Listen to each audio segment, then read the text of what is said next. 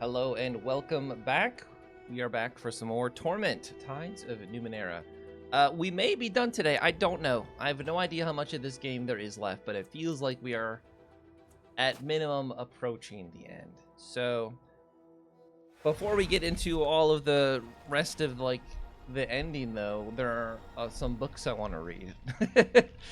Specifically, we have the Mircaster that we just got, which is one that Mazov dropped, which I'm assuming is about him and what's about to happen. And then this one that I don't remember where we got it from. I'm assuming it's unrelated to anything. I don't remember if we went inside of it or not. I'm guessing if we have already, it wouldn't be like this. So let's just do this unrelated one. There's a whale. Hold on. Parent. Hold on, parent.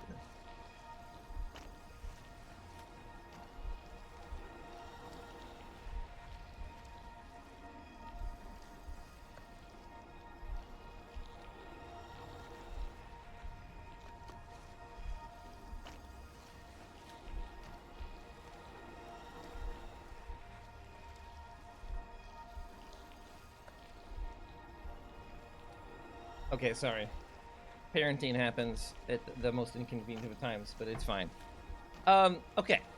Indigo waves rise in the wake of the huge Marteline whale bearing down on Sega's cliffs.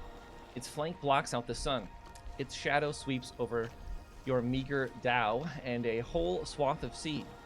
From high up on the beast's back, a lookout leans down. Plague, he cries, in a voice that seems too faint, even considering the distance. His warning is unnecessary. The Yellowjack flag flapping from the mast can be seen all the way from the city.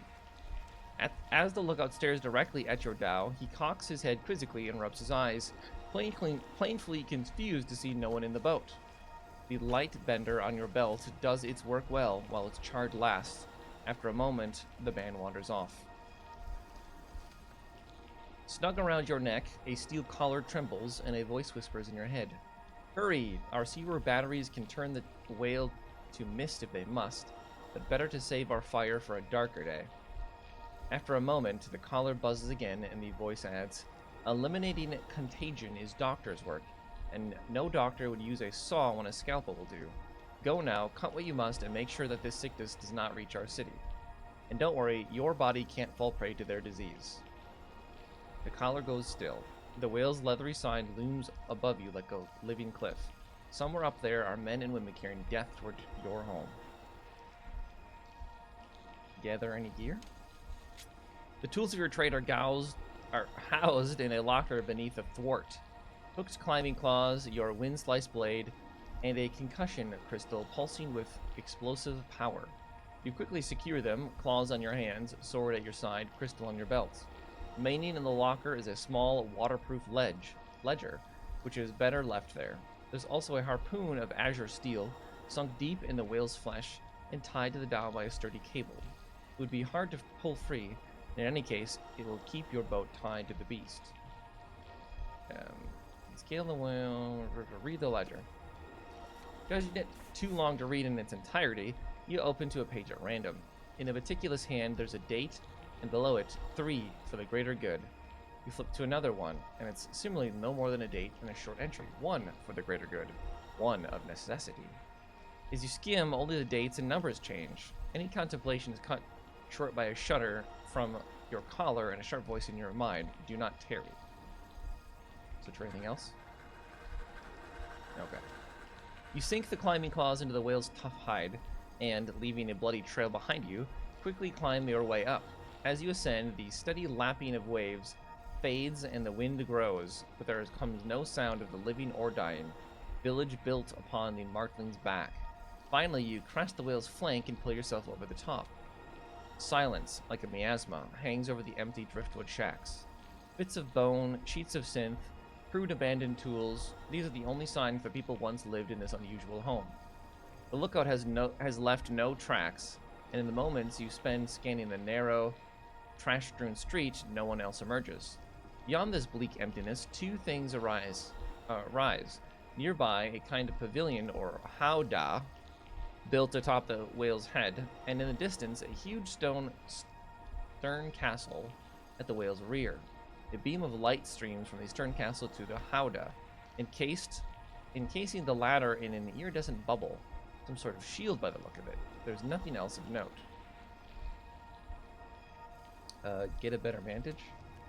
You clamber atop a rickety roof, mindful to spread your weight evenly across the pockmarked synth. Even still, it flexes ominously beneath you. From on high, most of what you see is the same. A warren of winding, empty streets flanked by filthy hovels, all silent and lifeless. But then a flicker of motion catches your eye. Half hidden behind a mound of garbage, a small crowd seems to have circled a woman.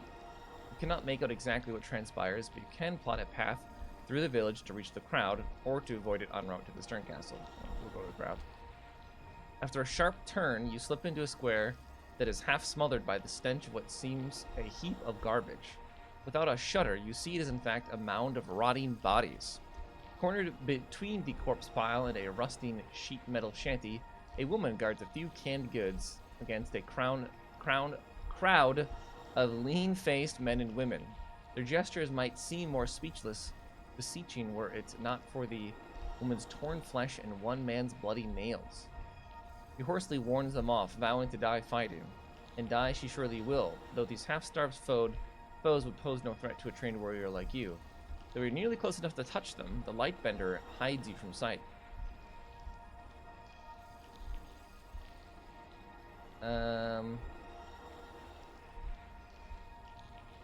Pick the food and see that the woman's safe? Nah, we'll just keep going. At last you arrive at the Stern Castle, a towering edifice of steel and stone. That it is a seat of power would be clear, even without the ribbon of energy streaming from its tower toward the distant howdah. I don't know what that word is supposed to mean, howdah. A large mob has gathered in the Stern Castle steps, and many of the men and women mutely pound upon the gates. Their silence and the flatness of their effect is striking. As you watch their ineffectual siege, more file in behind you, blindly forcing you forward, cutting off any means of retreat. For now, thanks to the Lightbender, they have not seen you. Let's just climb the wall and gain entry through window. As the mob spots you ascending, they fall upon you with senseless desperation. Sharp, nailed hands clutch at your limbs, cudgels batter your body, but your climbing claws have a good grip, and your arms and legs are strong. Stronger than most anyone's, and stronger than those of these sick folk by a wide measure. Eventually, you work your way out of their reach, safe if not unscathed. Above you shimmers the beam of energy, fueling the tower's distant force field. Below you, faces contort in voiceless rage. You give both sights, but the quickest glance before swinging your way through an open door, you land deftly in a great hall. The Stern Castle's defenders are a few dozen men and women, armed with little more than spears and marlin spikes. One of them has a few healing ciphers, another wears a richly dyed robe adorned with glittergar scales. No doubt she is the leader. The hall holds little else of interest, save for a large Numenera that streams energy out through a window, feeding the force field to the whale's head. The defender's leader addresses you, her voice oddly accented. Welcome to Folkhaven, emissary. I speak for the folk. We must dock in your city. We are in desperate need of healing, as you saw when we faced the unspeakables. We beg your aid in these days. Face the unspeakables. Who are you? With ritual air, the speaker throws back her shoulders, glittergar scales shimmering. We are the folk, whalefarers and truth-tellers, survivors of a land that sank below the sea for our sins. We have plied the waves for 7 generations, kept above by the whale singer's skill, never growing beyond the bounds of this haven, small enough for each to know all, for all to know their places, from speaker to gleaner, from watcher to teacher. Now we are few. Perhaps some sinned in the old selfish way, and brought the gods' wrath upon us again, but we shall endure. We're the unspeakables. 3 of our folk hauled in a net that held a foul catch, a thing, partwise fish and partwise woman, but long and bald and clawed, big with child, and clutching in its grip a thing that glowed, some sea cipher, so I've heard it said. They flung the foul thing back, but not before it seemed to touch their minds. Those three were the first to fall silent. The plague spread up Fisher's Lane, then through the cannery, stealing voices as it went. Bereft of their words, the sick are cut off from the bonds that hold us folk together. Lost and alone, they go mad and turn unspeakable, till the quiet death takes them. They can't write. Of course, a stranger cannot know our ways or wisdoms. A spoken lie lasts but a breath, and those who hear it can answer with the truth. But a written lie lingers long past the lies of those who knew it to be false.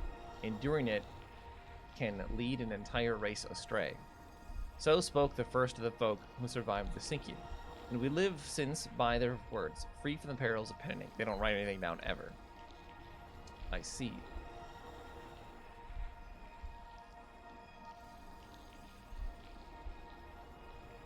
We don't need the doctor to treat our wounds. I mean, I guess it would see how good at treating wounds you are. The surgeon nods and gestures toward him. Sit, please. As you rest for a moment, he begins his work with ciphers that are far from simple, relics perhaps of some prosperous time. The care you receive is quick but effective, and at least some of your wounds are gone. I want to help your people, but you must turn away from Zaga's cliffs when the cannons will destroy the whale. The speaker is for a moment speechless. The defender's eyes all turned upon her, and a look of horror and nausea blanches her face. Then with visible effort she composes herself. You have spoken and I have heard, but I again implore you and your far-famed city to aid us in our hour of need. The lives of the folk and the fate of the haven turn upon your word.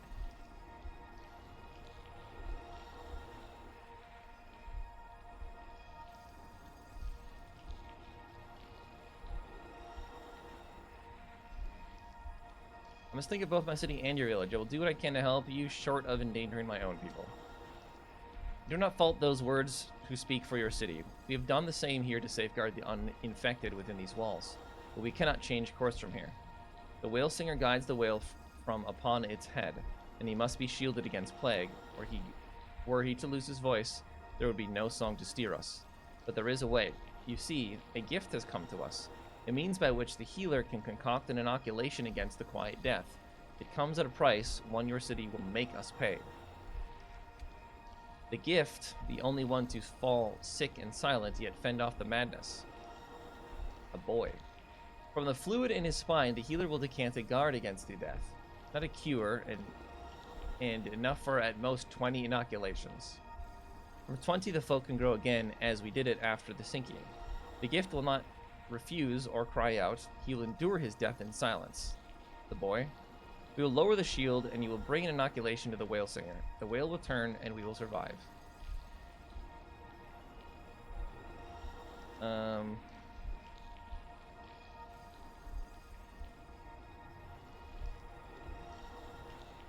Heal the would-be child slayer, disable the I mean, that's an option too. Okay. She spoke the truth. When the boy is broken upon the surgeon's bench, when Cypher's bore into his back, he makes not a noise. From his life, 23 will be saved, each with an amber promise swirling in a strong glass vial. The healer hands one to you, along with the cipher that will inject it into the whale singer. The speaker gives you a flag, half blue, half yellow. Wave it when you reach the shield. We will open a way, and the singer will know you for friend. With that, the folk speak a word of blessing and lead you to a tunnel, dug through whale flesh, that will give you a clear start. Your path will not be easy, the village is overrun, but is the only way, and so you go. The collar around your neck hums and a voice warns, make haste, the whale has entered the bay. You heed its command. As you weave through the narrow paths and alleys, faint sounds stir in the silence. The shuffle of footsteps, the huffing of heavy breaths. With a watchful eye and a quiet tread, you advance, keeping out of the sight as best you can. Soon they are before you, a gang of unspeakables, at least a dozen strong, making their starving, reaving way through the village, and unknowingly barring your advance. I'm not here to cleanse them, sneak past. The same hovels that make a maze of the folk haven provide endless cover for the adept, slipping through doorways, slinking in through alleys, and leaping from roof to roof. You evade the unspeakables and make your way, at last, to the tower. You reach the top of the whale's head and stand before the shimmering force field that shields the howdah. A wave of the yellow and blue flag brings it down. Within the pavilion stands a stocky man, barrel-chested and ruddy, the whale singer. He seems pleasantly surprised to see you. Behind him, wide-mouthed tubes rise up from the whale's hide. and past them is the flat expanse of the whale's brow. Not so far beyond are the cliffs, the canyons, and the city. The whale singer's voice booms when he speaks, his words accented like the speaker's. I do not know you, stranger, but you've braved the unspeakables and come bearing the speaker's blessing. I await your word. Here you go. You quickly explain what the healer has given you, and hand the inoculation to the whale singer. He presses the needle through his skin, blending the serum with his blood. There's no change or wonderment worked by the injection, no esoteric lies behind this treatment, merely a child's life. All the same, the whale singer nods and thanks you. You've safeguarded my song, and thus the haven. Now turn, otherwise the whale's gonna get blown up. With a gesture to the cannons bristling on the not-so-distant cliffs, you warn the singer of what will come if the whale is not turned. Trusting in the speaker's flag and the clear truth of your words, he gives a quick nod and turns the tubes rising from the whale flesh. It is an uncanny song he sings, inhuman and at the same time heart-achingly intimate. At once the whale begins to turn, heaving its huge bulk away from the city and back to the open seas. And then the song ends, and the whale singer takes a long swig from a flask chained to his belt. It is done. Seconds later, the collar around your neck flickers and a voice whispers to you alone, do not let it turn back.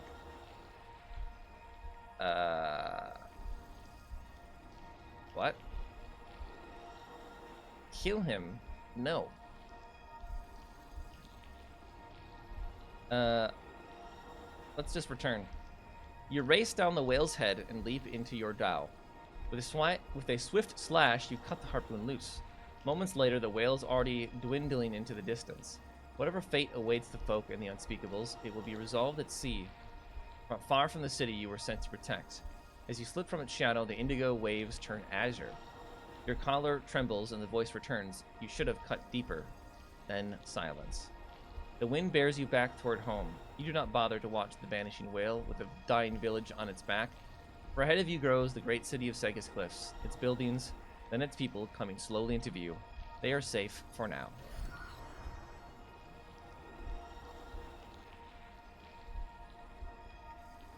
Okay, neat little short story. Just 15 minutes. And yeah, it disappears. Okay, so no, it does not disappear. We'll remember to sell that if we ever get a chance. All right, now to the important one. You withdraw the Mirrorcaster from your bag and nearly draw. Okay, inspect it. Okay, let's enter. As your consciousness coalesces, you find yourself in an underground bunker, which is shaking from an attack far above.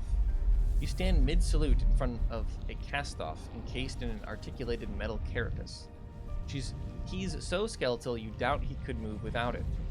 You remember his name is Lovak, Paj Reken's second in command in the Endless Battle. 3 advisors sit behind him. Lovak shakes his synth-encased head and addresses you. Don't worry about the message, Barakel. It's been rendered moot. We're just lucky Commander Reken made it out of Mila Vest alive. She missed the destruction of the sanctuary by moments. A thunderous explosion rocks the bunker, sending everyone staggering. As you can see, we have troubles of our own. The Changing God's latest ploy has paralyzed the Reconciler of Truth. Of course, Heaven's Rejoiner remains functioning, which means we cannot reverse their successes while they can reverse ours. He leads you to a strategy table showing a 3-dimensional projection of a battlefield across parallel realities. He swipes through several images, all of them showing your army on the verge of defeat. We are in more danger now of losing this war than since the first died. I'm afraid I must send you out again, Varicel. We must save the Reconciler.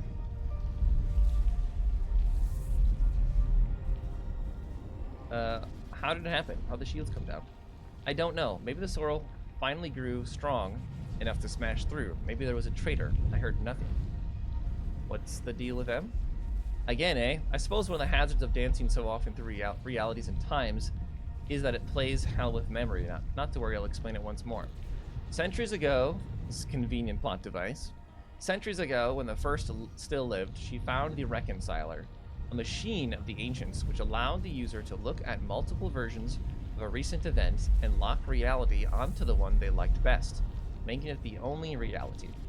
With it, she began choosing realities in which we had won more battles than we had lost, and quickly drove the changing god to the brink of defeat. Until, that is, he acquired his own machine, Heaven's Rejoiner, which can undo the Reconciler's reality and make its own. Well, that's convenient. Since then, our war has become one of feign and counterfeign, of competing and collapsing realities, where no battle is ever entirely won or completely lost, and where both sides look always for a final advantage. It seems as if the Chalcedon, the Changing God's general, may have found his advantage at last. With the Reconciler sabotaged and Heaven's Rejoiners well defended, we may never turn the tide.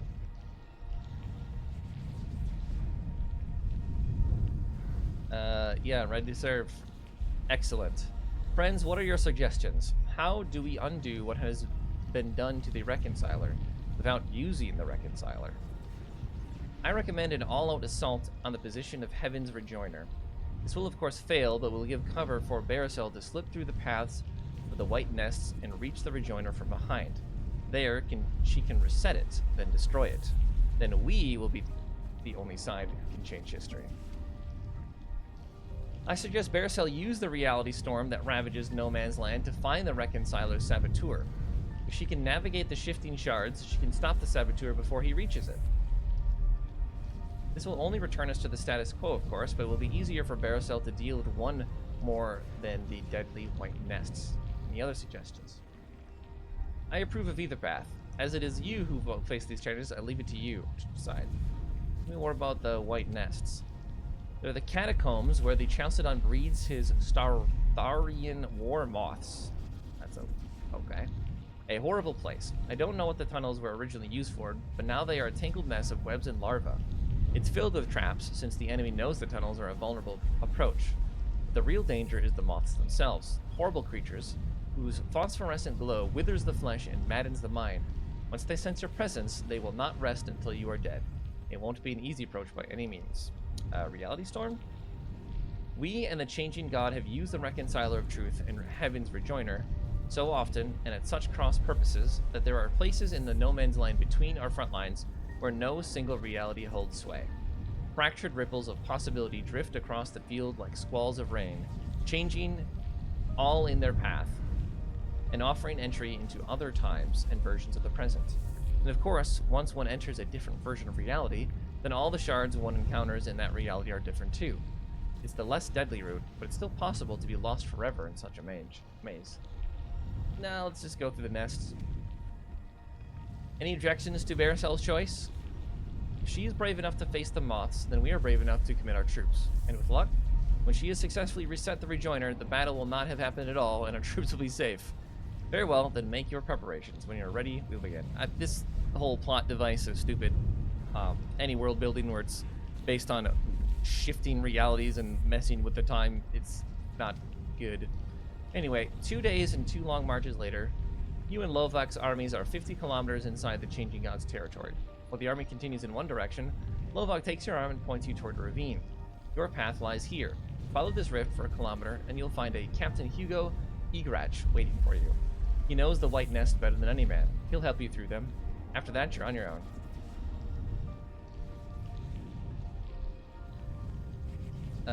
Okay, I'll do what it needed, I guess. Good luck, Verona. You enter the ravine and it leads you away from the fighting, getting deeper as it goes. Finally, at a point so narrow the halls almost shut out the sky, a man leading 2 leashed Evergore hounds steps out of a cave and cracks a smile. The skinny, small man has dark brown eyes that look friendly. They seem to sit in bottomless sockets, an impression encouraged by his prominent nose and wide smile. All this is surrounded by long, stick-straight black hair, in which some gray shimmers. You can feel his wit in the air around him, as if radiated by every cell in his body. Okay, hold on, I gotta look at this map, because it's really silly. It's got stick figures and little skulls. I like it. Hello, sunshine. You must be Baricel. I'm Hugo Igrach. The nests are just through here. Before we go in, let me tell you what we're up against. He unrolls a hand-drawn map. The tunnels are mined at every intersection, sometimes with detonation ciphers, sometimes plain old explosives. My dogs here can eat energy blasts, but they'll die on regular mines like we will, so it's best to check what we're walking into. Trouble is, the longer we're in there, the more likely the moths are going to find us. So if we take too many wrong turns, we're in trouble. You do not want to fight Starrathian war moths, trust me. So no shilly-shallying. Right, in we go. The cave narrows as you enter it, then widens again at a stone wall with a man-high crack in it. Igraj lets his dogs go through it first, then turns sideways and edges through after them. You do the same and find yourself in an L-shaped tunnel, covered in moth silk and bones. The stench of the place makes your eyes water. Pointing to the map, your guide shows that you are in the southeast corner of the tunnel, which leads away into the darkness to the west and north. Which way, sister? Is this the actual map? Well, it looks like there's larva to our west. That seems like a terrible idea. I propose we go to these mushrooms, and then we go west, and then west, and then west. West. First north. First north. This room glows green with the light of phosphorescent mushrooms. They grow on everything. The floor, the rocks that have tumbled from the ceiling, and the bodies of the soldiers that lie pressed against the wall as if thrown there. They also grow in the open archways that lead from the room, north, west, and south. Somewhere hidden among the mushrooms is a trap, but you can't tell what kind without testing it. Okay, test it. Contains an explosive mine. So, a regular explosion the dogs can't deal with, so we have to defuse it. The room is clear, you can now go, let's go west. This room is a towering, echoey space with vaulted ceilings. It'd be nice if they updated the map with like just a little X or something, that'd be convenient. With vaulted ceilings almost lost in the darkness above you. Grave markers rise like game pieces on a checkered floor. All are webbed in moth silk. There are exits on all four walls. You know there's a trap hidden, but without testing. Okay, what's the trap? Defuse. We go west again. Nothing but intersection. But you can sense a trap somewhere. What's the trap? We don't need to disarm. Go west again. The corridor descends into a low cave, so thick with stalactites and stalagmites that you feel like you're looking into the teeth of some great beast that could swallow you whole. Through the jagged gloom, you can see that there are ways out of the cave to the north, east, and south, but you can't see the trap that the enemy laid there. Yeah, why is it... What's the trap? Explode. Defuse it. Go north. This room is hip deep in moth silk, a thick swamp of it, within which you hear things rustling, and out of which skeletal human arms and hands protrude like the branches of a dead hedge. Looking beyond the swamp, that the room has 3 exits. Yep, you can't tell. Okay. 4 moths appear from several directions at once, surrounding you. They hover on glowing wings, poised to attack. You have to fight them if you want to survive. Okay, attack. You leap in, drawing and slashing in one smooth motion, and cut a moth out of the air, dodging gracefully from their withering light. The remaining moths come for you again. Send in the hounds. This is our last room. Hugo unleashes the hounds and they leap at the moths, bringing down 2 with their paws and jaws and tearing them asunder. Poor hounds do not survive the encounter. The light from the moth's wings wither, turning them to flake mask. Okay, so they're dead. Only 1 moth left. Hugo, you got this. I see now why you're always the last one standing, hero. For the first! He charges in, blade slashing, and cuts the last moths into 2, then leaps aside before they can turn their dying light upon him. Victory, eh? Didn't know who they were messing with. What kind of trap is it? An explosive mine. Use it. Go north. This is the last room. A seemingly empty room with exits to the east and south. Okay, don't be too hasty. What kind of trap is it? It's an energy. That sucks. Defuse it. Go north. You stumble from the tunnels and into a quiet, oppressively hot canyon. The sky above you is filled with lowering clouds, and in the distance you can hear the sounds of furious battle. You've made it. You're behind enemy lines and in the place where the Chalcedon hides Heaven's Rejoinder. Unfortunately, it's not there. Of course not. Why would it be? You look around desperately. This is most definitely the place. You've seen it many times on ordnance maps, but the massive toad-like machine that is meant to be crouching in the center of the canyon is not where it is meant to be. There's not even any sign that has ever been here. No imprints, no broken ground, nothing. Nor are the men and constructs that are meant to guard it here. There's no one and nothing. Search for it. Search more thoroughly. Still nothing. Alright, well, you failed. Success, my friend. Whatever you did, our reconciler is operational once again, and we've recovered our recent losses. What? I've told Paj Reckon of your heroism, and she wants to thank you personally. Go to her now. She's in the Bloom, meeting with the Memovira. I believe she has more work for you. I didn't do anything, though. What? Are you joking? If you say it was not, then I believe you, but you must have done something, for we are back to how we were before the sabotage. You want my theory? Your success forced the Chalcedon to revert to a reality in which the Reconciler was never touched. He had to give us the Reconciler back in order to keep Heaven's Rejoiner. That's the endless battle for you. Mysterious and elliptical. In any event, you acquitted yourself well. Deserving of Commander Reckon's summons. Okay. Thank you. My regards to the Commander. With a bow, you leave the bunker and make your way to Z Drake Roost. There you mount the Drake the grooms have saddled for you and fly towards Sagus Cliffs. When you reach it, you bank down into the shadows and the land near the living, glistening mountain of flesh that is the Bloom. The guards at the nearest orifice tell you the way to the Memovir's fortress, and after entering and traveling through the Bloom's viscera and ventricles, you hear her gates. You reach her gates. Her guards admit you without a word, and you are ushered into an antechamber and told to wait. From behind a door, you hear the voice of Paj Reckon, raised in frustration. If the sorrow is strong enough to enter Mila Vest, then it's our primary enemy. We must either finish the changing god quickly or unite with him to destroy it. A voice you recognize as the Memovir's answers. You have it reversed, sister. You will use the sorrow to destroy the changing god. All we must do is turn it his way.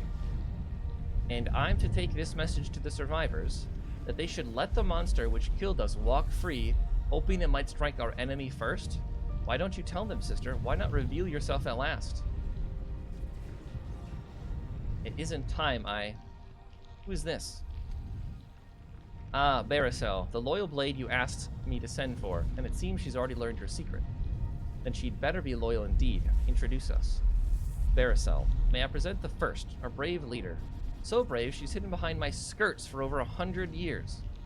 Enough, Paj. I asked Commander Reckon to bring me her best, for in the days coming I will have need of an agent who will act without flinching and no matter what the order is. Is that you? Are you ready to do anything to stop the changing god?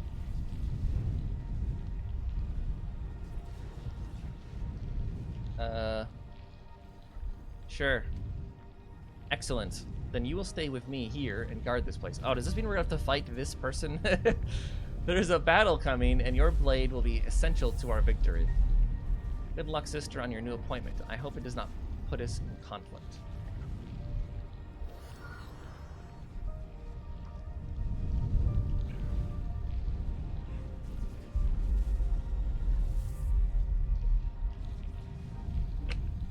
Well, that's very interesting. Okay, so before we go in, we should Yes. use all our potions and stuff.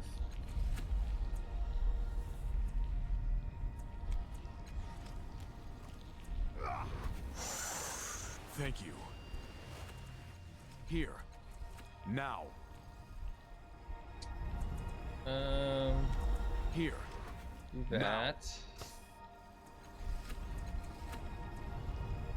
We need some int. What? I'm assuming we're not going to have a chance to rest. That's why I'm doing this. Fine, I'm ready.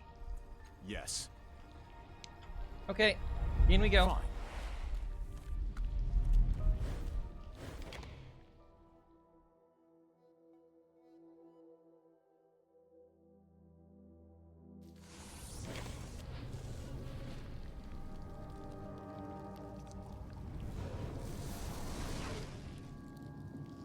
Okay. Not where I was actually expecting. I thought we'd be like in here. We don't have any quests. Nope. We do have a chance to rest them, potentially. Oh, you'll let me rest here for free. I'd like to sleep.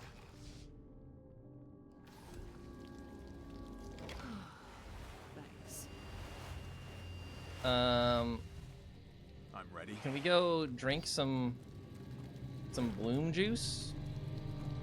I have a feeling we're gonna like. There has to be something yet involved with the bloom, and the Memovira, the first. Like maybe we get to control the bloom. That'd be kind of cool. Fine. So I think it'd be. I mean, we already have the. Well, I guess we don't need to do this because we have the thing that translates it directly. Let's go. I do need to probably sell some things, especially because we don't want to be having cipher sickness. Let's talk to you.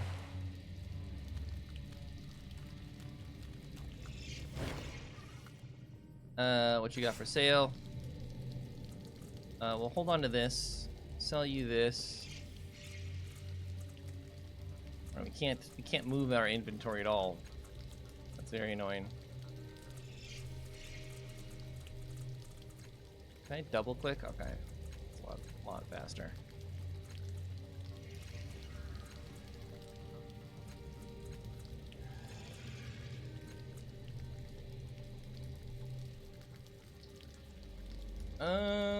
Yeah. Sell all of this, I think. Sell this. You're at the limit. You're at the limit.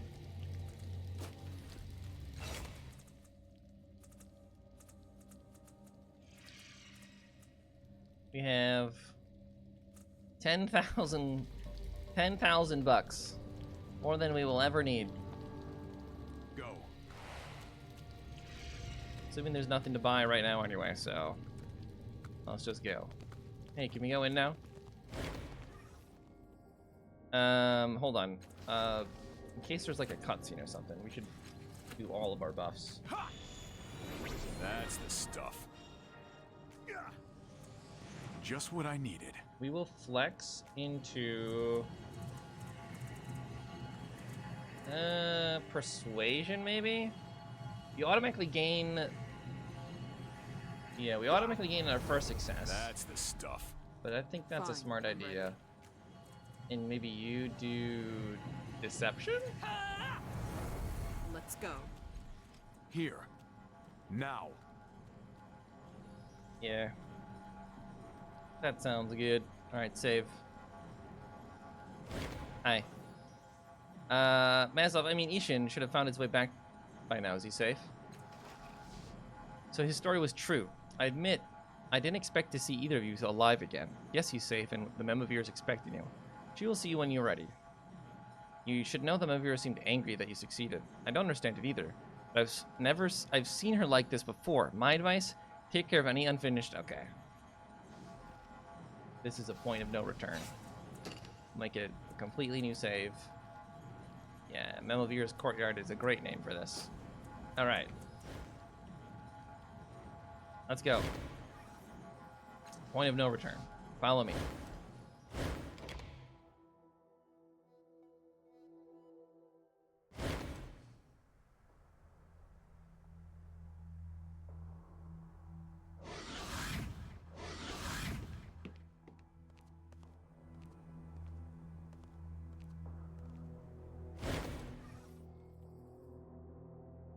Impressive, she says. Even with everything I've heard you had done. What's this over here? I do not actually think you would succeed.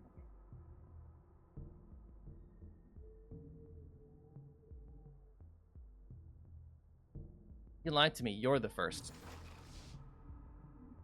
Obviously. I am the first cast off. I've kept myself hidden for a century and more. Watching, waiting, letting our damn sire execute his twisted plans, thinking he had the upper hand. But we have plans of our own.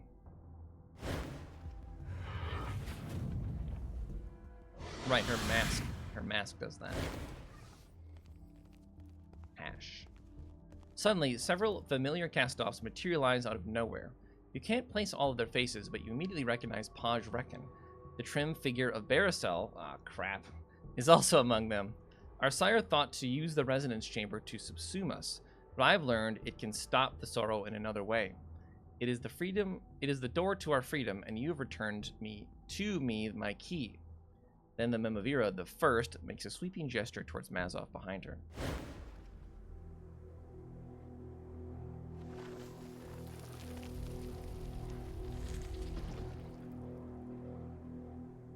Okay.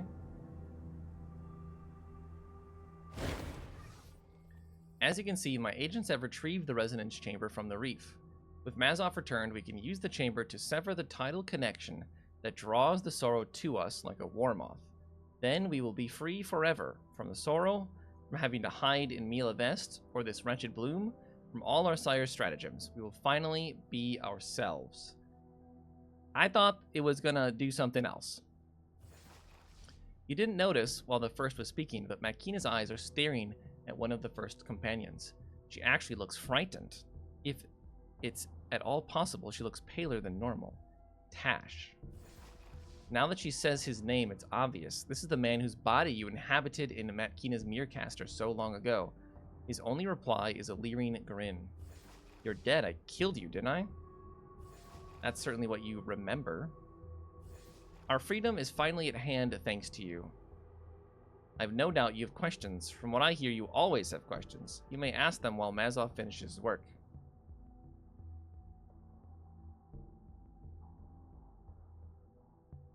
How was Mazov taken from you? The bloom turned on me without warning, or perhaps there were signs I missed. It devoured a large chunk of the fortress, and Mazov's workshop with it. I've endeavored to keep it out ever since, but it was too late. Mazov was gone. He's lucky it was me the bloom wanted, else he would have devoured. He would have been devoured immediately. How long have you been hiding here? A decade? More? I rescued Mazov from the Gibra after our sire abandoned him. The bloom's hatred of the sorrow, and its power to keep it at bay, was known to me, so we came here in disguise. But you betrayed the old Memavira. Why take over if you only came here to hide? He was weak and I needed his resources. I had to find the resonance chamber before our sire could activate it. Controlling the power of the bloom was a nice bonus. Why don't you just tell me you were the first from the beginning? Frankly, I don't trust you. There are certain voices in your head. I can't know what side you're really on, so it was safer to use you instead. What are you talking about? I can't tell if you're being coy or stupid. I've known the changing god was in your mind since you spoke to Mazov in Ossafagan. I was there. I am the Chimera. What? With the changing god alive, all my plans and all of our lives were in jeopardy. Rest assured, I will do anything to stop him.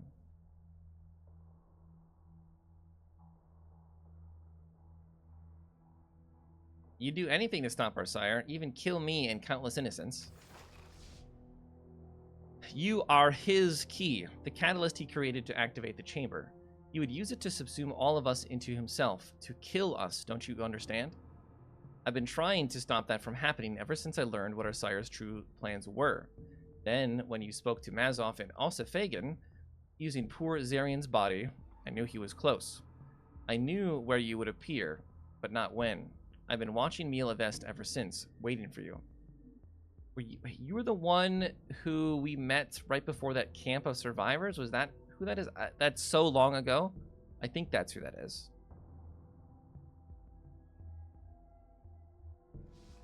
When you escaped the sanctuary, I panicked. Years of planning undone. But then you came here, to me. The trip to the heart was a fool's errand, you know. Whether you succeeded or not, I would have what I need. Either you'd be dead, or our sire's plans with you, or else I'd have Mazov back to enact my own plans, and our sire's plans would no longer matter. Let's talk more. What do you want to know? What can't your curiosity live without? I thought my body was the catalyst for the chamber. It is. The changing god created your body specifically to activate the chamber, to channel its powers. We discovered you had become a cast-off when you spoke to Mazov through Zarian Daywalker. Your body was designed to control the tidal connection between us. But of course, our sire doesn't want to sever that connection. He wants to use it to draw all cast-offs back into himself, snuffing us out. I won't let that happen. So, Mazov has reconfigured the chamber to work with any cast-off. Can my body still activate the chamber then? Of course it can. Mazov has repaired the machine, not broken it further. But rest assured, if you go anywhere near that chamber, I will kill you myself. So...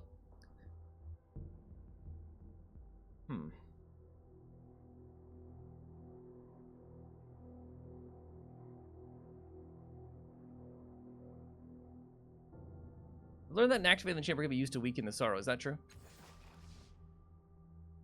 She looks at Mazov. You can't read the man's expression, but the first says, perhaps. But what would that accomplish? The sorrow has been weakened many times, yet it does not die. I will not risk our lives like that. Severing the tidal connections between us is our only hope of stopping the sorrow and surviving. Is there any other way to stop the sorrow? There is one other way. Our sire's way. Suck every living cast-off back into a single body. But what good is that? No, the only way to stop the sorrow is to remove what it seeks. It hunts us because our bodies abuse the tides. In severing the connection, that abuse will end. Our sire didn't know what he was doing when he made our bodies. The sorrow is the consequence, but I will undo his mistakes.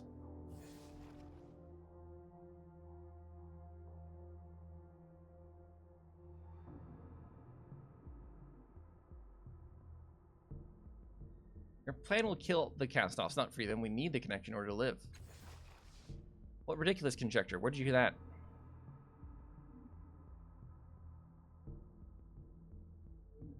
A memory of our sire when I found Mazov. I mean, she's not going to trust that. Our sire learned it from a Jibra cast-off named Thom. Thom said both our sire's plan and yours would kill us all. Thom.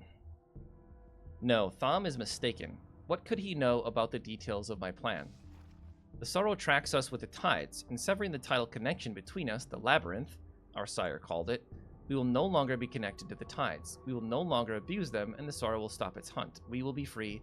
It must be done.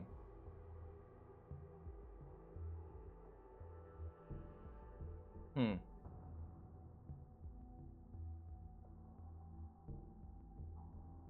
tidal connection between us is called the labyrinth?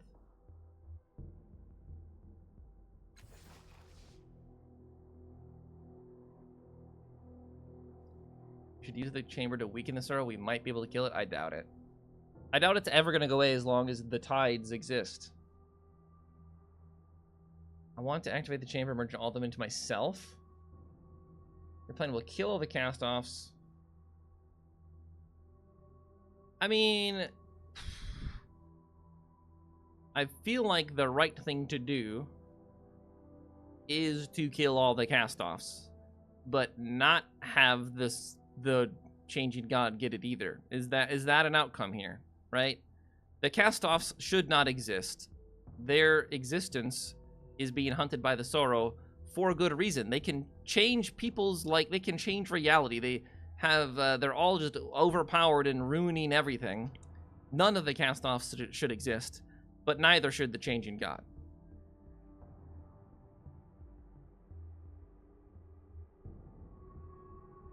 Merging all cast-offs into myself, that seems, I mean, but there's no guarantee that will work, and the changing god wouldn't just take over either.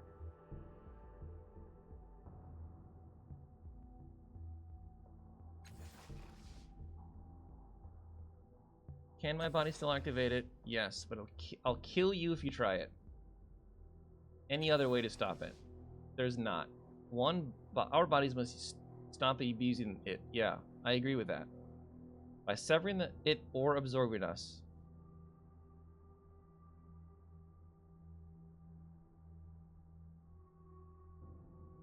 I don't understand. This doesn't make any sense. I don't understand what it's doing.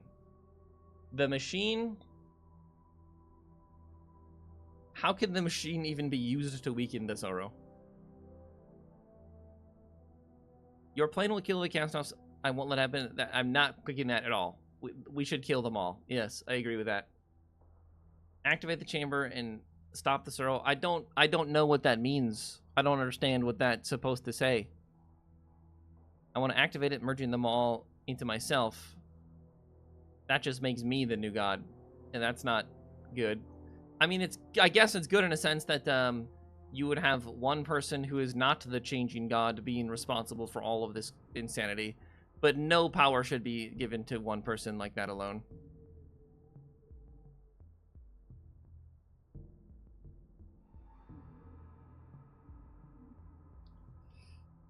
Yeah, I don't know. Again, I just don't understand, though. That's the thing. I literally, it's so confusing. This plotline doesn't make any sense to me. I don't know what the outcome even is, no matter what I pick. So my options are going to be either 3 or 5. I don't think we should merge them all into myself. You know what? Just do it. I'm ready to learn something new. It would be foolish to do anything else. Come, brothers and sisters, our freedom awaits.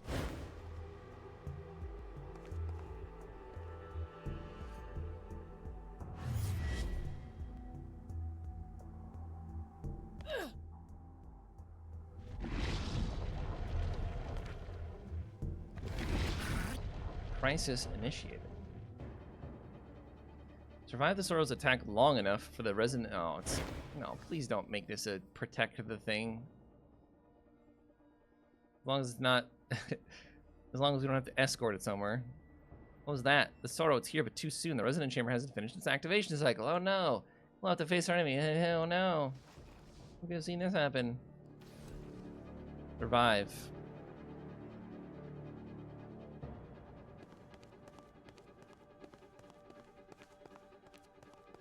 I mean, you can go and die, I guess. Do I get your sick loot? I'm just gonna stay right where we are. I'm not gonna fight. Good luck.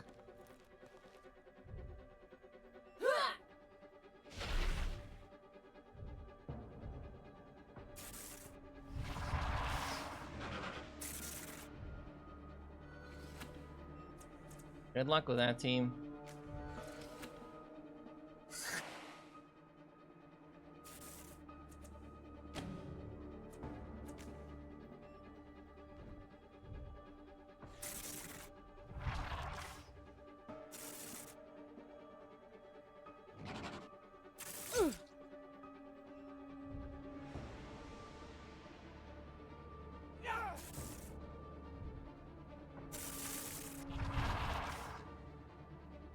I don't know how long survive is. So again, I'm not gonna rush down there and die. Just good luck. Done.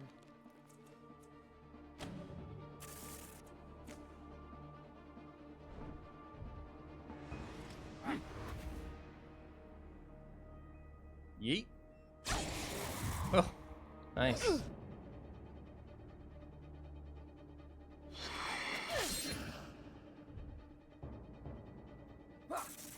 You got this, Tash. You all are doing great. You're all doing great. Keep it up. Again, the combat is so slow. Sitting through all these turns. Can I level up actually in the middle of combat? No, that'd be convenient. Of course not. 0% chance. I failed. I could have seen that coming. Fine, we'll just counterattack.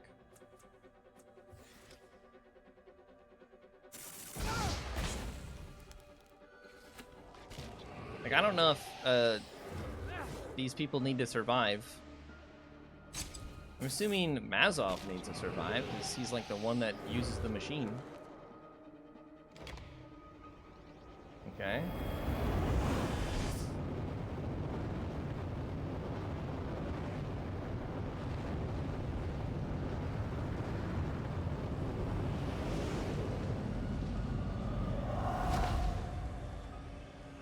Is it wearing a cape?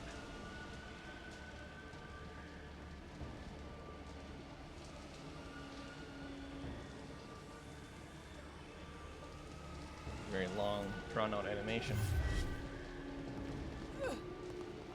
You got this. You can beat the Sorrow. Oh, he actually hit it for 10% of its health. Actually, that's surprising.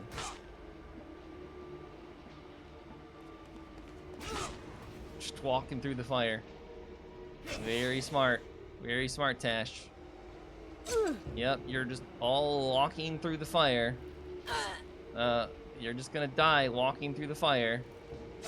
Oh my god, these people are so stupid. The AI is so dumb. How do you feel about arugula? Sorry, I missed that. Important question. Ask me again, but also define arugula, because is that a spice? I don't remember what the hell arugula is. Of course. So as of right now, my answer is very neutral. I am neutral to arugula.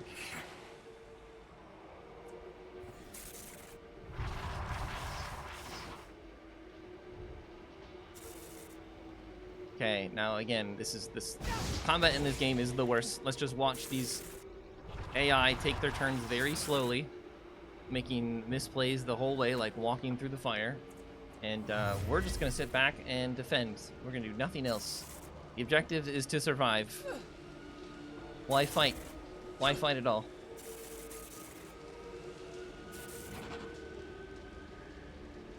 Okay, what animation was that? I have no idea. Thick air snare. Nice. Here we go. The Sorrow has built up an alarming amount of power. It turns its attention to the resonance chamber. Suddenly, the chamber explodes in shafts of light, touching everyone and everything in the fortress.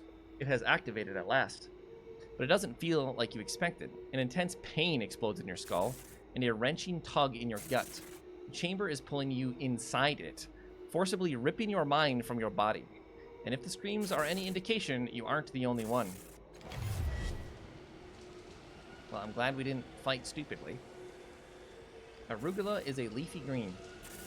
I don't know if I've ever had arugula. Like, I've heard the word. I'm familiar that it is food related, but I don't think I've ever had arugula. I'm ready to learn something new. Quest failed. No, whatever. The familiar ghostly woman. The familiar figure of the ghostly woman looks around her, seemingly even more confused than when you first encountered her here in your mind. Her eyebrows raise high in some sudden realization. It has begun. Just made a salad with it. It's pretty good, but I don't know if I don't need a salad of it all the time. I mean, is it closer to spinach than it is to lettuce?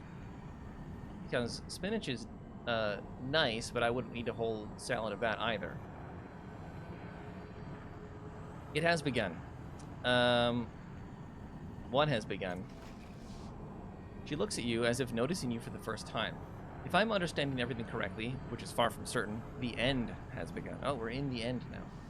You're a cast-off, a spark of life left over when your body was otherwise abandoned. Yeah. They're all here. The spark, the consciousness of every living cast-off is here now, in the labyrinth. They were drawn here by the resonance chamber. I thought all of these things were true. I thought it was supposed to stop. The chamber was just a lever, or lever, if you will. The Sorrow can still be stopped, but not by flipping some switch in the real world.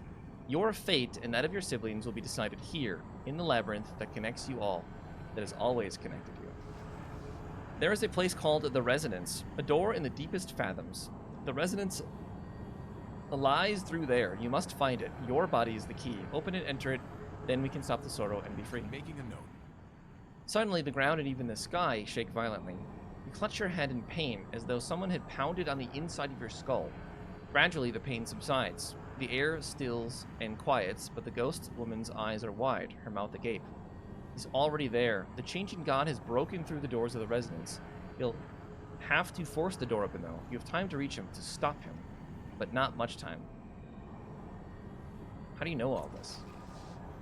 I'm still asking myself that. When you and your siblings were drawn into this place, pieces of their memory filled gaps in mine. I know what happened to bring you here. I understand what is happening now, and I know where the changing god is and what he plans to do. And yet there's so much I don't know. Who am I? Why do I know all of this and you don't? I feel like I know the labyrinth. Why does it... Does this mean that activating the chamber didn't do anything? No, not nothing. When it first activated the chamber, it gave her a greater power here than others. Not more than you, but still a measure of clarity and control. I fear it will not help her until you can find her, however. If all of the living castles were drawn to this place, then where are they? Are they right over there? They are lost. The chamber drew in their minds and then trapped them, each one within an illusion made from their fears and regrets. I can feel them now. Their pain, their torment. They don't realize where they are, and they cannot escape, not on their own. Well, if everyone's trapped, why aren't I? Because you're the last cast-off. Every cast-off who's met you tells me the same things. You are the latest version. Your body was designed for this. Do you never wonder why you could remember and control the labyrinth when no other cast-off could? I don't know what that means. Why has everything changed? The labyrinth is a labyrinth. It's a dreamscape shared by the changing god and all his cast-offs. And shape is defined by your minds, all of your minds. Okay. Yeah, sure. Yep. Alright, well, I'll try to stop him.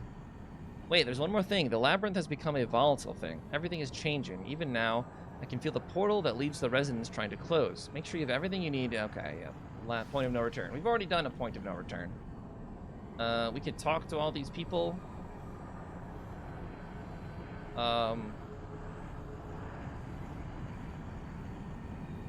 Lady Anj. We care? I don't think we care to talk to anybody. I think Let's we just go. YOLO in. Oh, I should level Yes. up. Oh yeah, back to Arugula. Uh-oh, what's happening? I'm trying to level up. I found you. Where have I found you? Who the hell are you? I was trying to level up. The woman strides toward you, all confidence and grace. She has none of the fear and awkwardness you remember. Yet the eyes are still Rin's. The fear is gone, but the bright spark of innocence and joy is still there, brighter even. She squeezes your shoulder with a firm hand. Wait, Rin, was it not the little girl? That was the little girl that we sent through the portal. Damn, you haven't changed at all. You're exactly like I remember you. I mean, warmth and welcome on your road, stranger. Rin? Yes, it's me. You're still carrying Teria, aren't you? The rock that she gave me? Your expression seems to amuse her. She laughs and says, that god of finding I gave you, remember? God's about. I can't believe he was strong enough. I was just a kid when I made him. It doesn't look like you've aged much at all. We're in my mind. Your god helped me find you. What? Yeah, what's going on? He's a more powerful god than either of us knew. I can't take credit, though. I hardly knew what I was doing. I just knew I wanted to see you again. I mean, good to see you, I guess. Good to see you too, old friend. I think about you all the time. I came because Teria called me back. He's under the impression that you need my help. I'd say he might be right. Where are we, anyway? You know, the residence chamber was activated, trapped me and all the other cast-offs here in the labyrinth. That sounds terrible. No wonder Teria called me. Well, I'm here to help if you need me. You know, I do need you, and I'm glad you're here. Of course, old friend. Come on. What the hell's going on? So back to arugula. Spinach doesn't have this kind of taste. Arugula's almost more like an herb than a lettuce. I guess my thought on the more of the texture. I'm more of a texture person. Some textures I don't like to eat. It's like why I don't like bananas. I can never eat bananas. They make me gag. It's that like texture. But then spinach is much different texture than lettuce. Lettuce is very crunchy and wet. Why? This is a terrible portrait. Hold on. Can we talk about this for a moment? I mean, whoever made this, I'm not shitting on your art, but it looks like there's just copy-pasted black hair. Like, there's no blending at all. Look at the contrast between the 5-head and the hair. That's horrible. And also, the model of your character, you are so ungodly tall and thin. Do you have all the things? You don't have any of the loot. Would you? No, actually, you've got other loot, I guess. Weird. Anyway, welcome back to the party. I need to level up. Increased edge. Intellect. My understanding has increased. You want that one. Oh, do you have any of the ciphers? No, that's annoying. I had so many ciphers to give you that I gave you. Do you keep all of the stats that you had? I have no idea. I have no idea. Well, welcome back to the party regardless. Okay, so we don't have We don't have Metkina.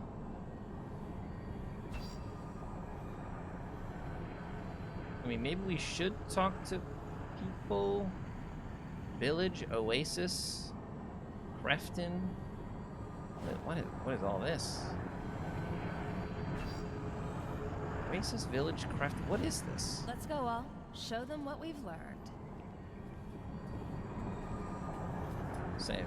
Yes. I don't know where this is taking me.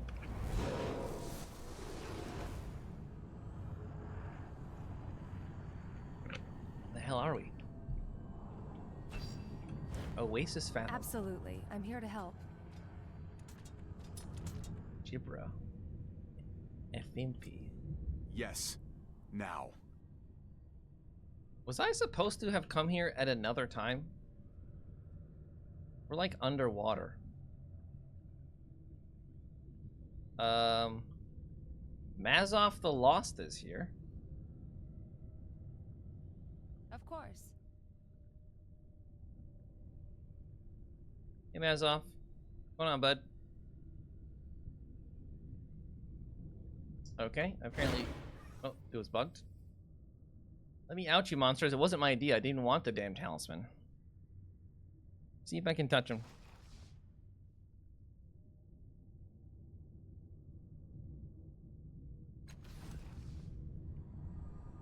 Nah, I don't really care. Let's go. I mean, I don't know if this is all side content, or if I'm supposed to be, like, freeing the other cast-offs from whatever world it is they're trapped in. But I feel like we could just go beat the game instead. So I'm gonna go do that. I'm going. I thought this might, like, get me my old companions back somehow. Ready. I mean, our character's so overpowered, surely we can just solo things, right? Surely. Destroy them, erase them in the name of our sire.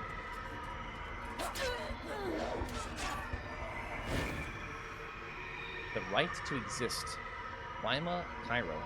The glaive you met in Mila Vest stares at you with wild fury and no sense of recognition, as though you were her most hated enemy. Another one, you come too late to help the traitors. Kill him! You're trapped in illusion, Rayma. None of this is real. Deceitful as the first herself, my mind is clear, and I see you for the avaricious liar you are. Defeat or find a way to free her from the illusion. Right, I don't want to do combat. Oh, Ring, what have you got? Quantum Step. Insert the cipher next when used. Yep. Hide. Animate Balefire. That's pretty cool.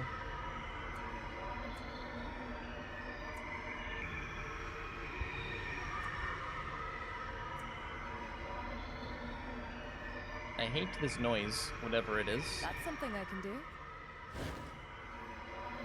As you approach the crystals, their facets twinkle in the moonlight.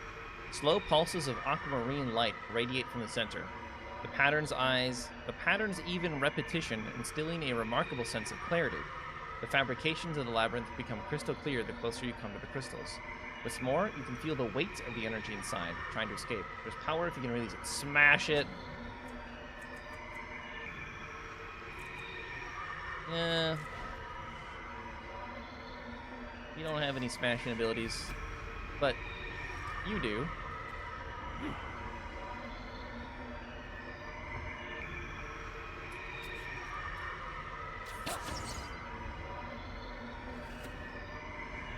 fact, we will automatically succeed on the Yes. first smash that we get. So let's just do this.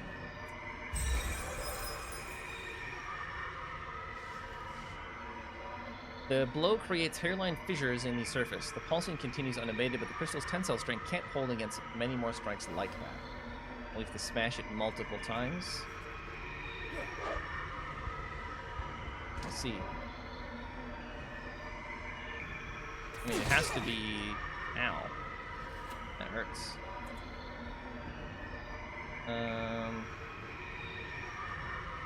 We can just spam this all the time. That's what I needed. That's insane. We can do that every single turn. Okay, well then yeah, we don't even need to fight. We'll just stand here and heal over and over again. Don't hit Rin though, because that'd be annoying.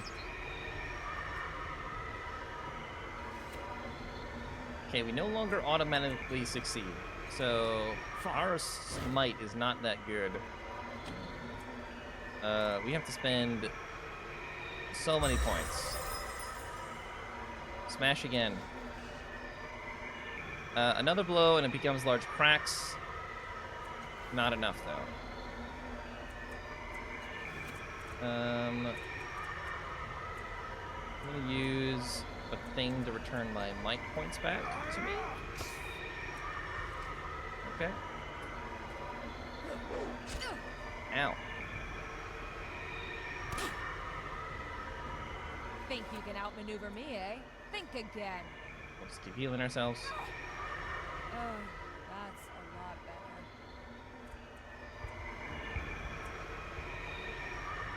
better. And turn.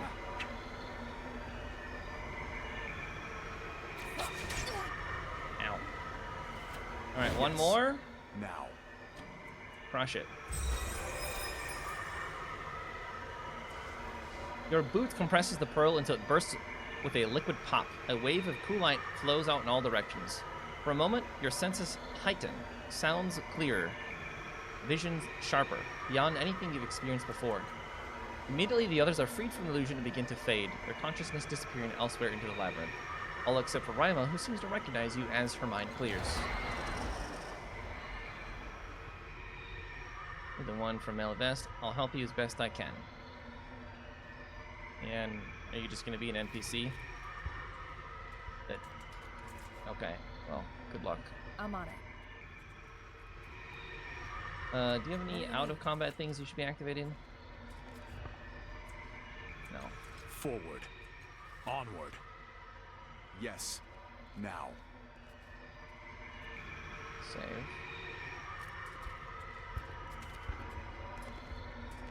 Of course. Is blocked.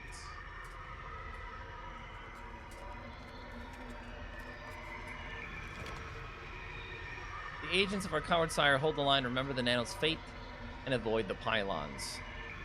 What? Defeat, free, or incapacitate. Avoid the pylons. Okay, I'm let's on go it. touch a pylon and see what it does, I guess. Trying to activate it. The controls are not hard to figure out. Within moments, the air on the pylon begins to ripple, and an arc of energy connects it to the machine to nearby. As you step away, the power begins to fade. The knob you turn to activate is slowly turned back. Something about time. Okay. So you have to activate them all like in the same round or something? We only have 2 people. Ow.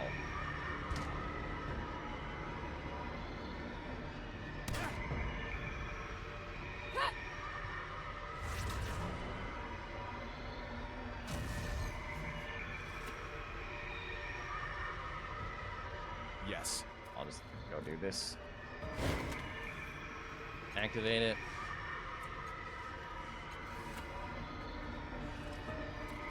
I don't know if you have enough movements and action to get over there.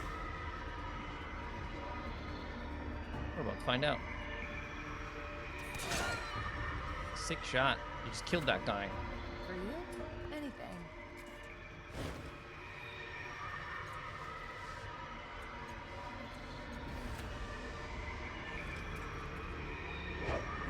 So, I see these 2 are lit up. Was this one not lit up before? So when they say it has to be done within the same turn, it literally has to all be... I don't understand. Like, can I go light? I'm ready. See, that one's already gone. So we don't have enough action points to do this, because we only have 2 people in our party, and 3 of them need to be lit in a single turn. Right? We'll just let her kill everybody then.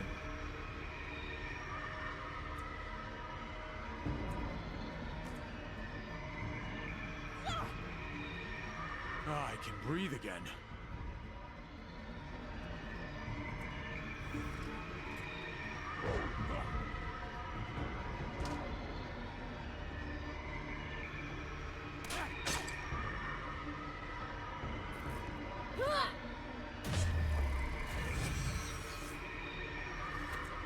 Okay, just stand here and counterattack.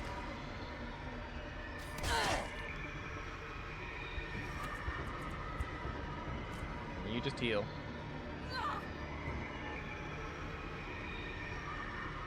Absolutely. Walk away from this I'm here to guy. help.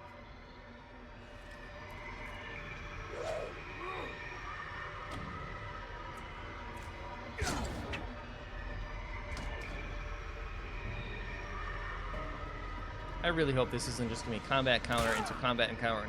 Like literally, if you make the last part of this game be combat, the worst part of this game, I will be so upset. Because again, it's the worst part of this game. And to make it the focus of the ending would be the worst thing you could do.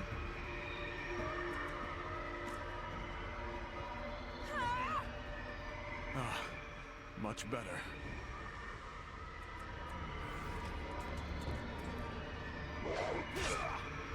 Ow. Jeez. So why didn't you get to I don't understand. What actually is making them bounce back? I think we need to get rid of that.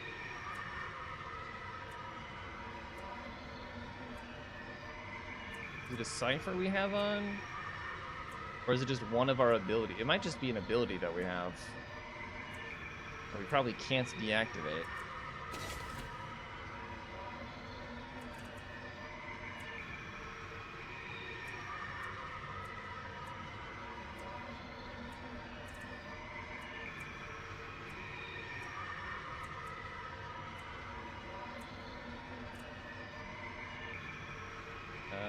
Yeah. We literally can't. So this is literally working against our other abilities. Because when an enemy makes a melee attack, they're shoved back, right? But then I also have the ability to counterattack. That whenever they miss me, I get to attack them. But seemingly at random, sometimes I will push them back and not counterattack. So I don't get it. Something doesn't add up.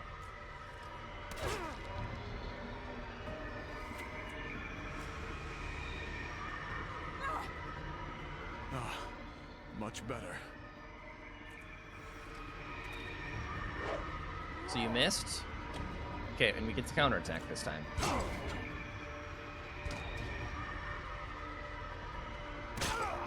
Is it because you're shooting me with a gun? And that's gotta be it. You're shooting me with a gun. We can't counterattack a gun, even though we're in melee range. Thank you.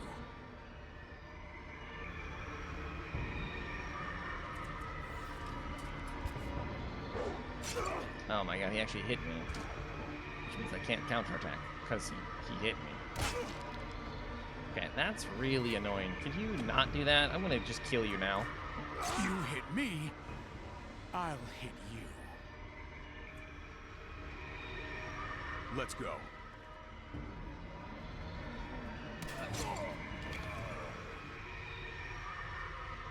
Let's do. And annoyingly, okay, I'll say, can we heal outside of combat? Yes, we can. Thank you. That's All right. good. I'm glad that is how that works. All right. Here Sometimes we go. that is not how that works. Okay, apparently we can't Go. loot.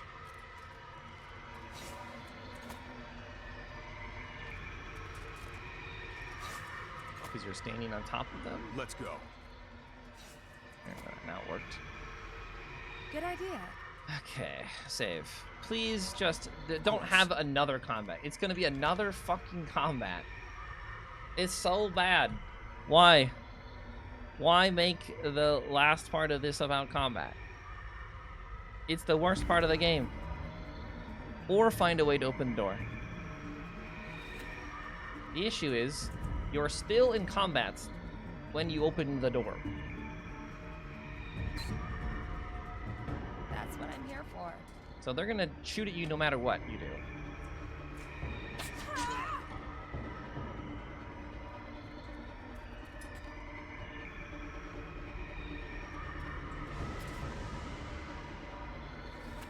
Okay, I want you to go here. No. I'm trying to click behind I'm them. ready. And then I just want you to counterattack them.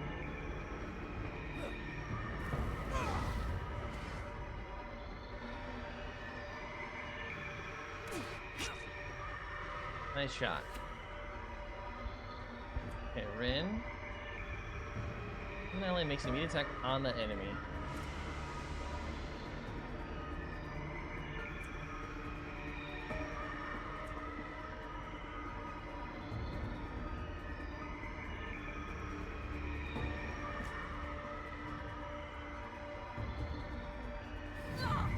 I guess we're summoning a thing. Good idea. Nice.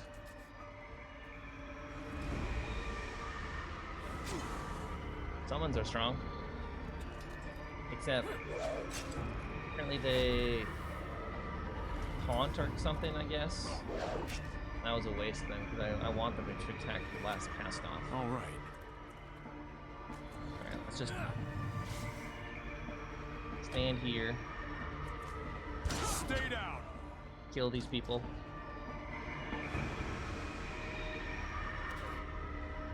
Missed.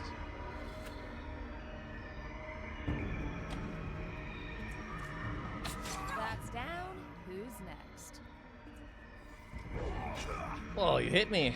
What the hell? Ready.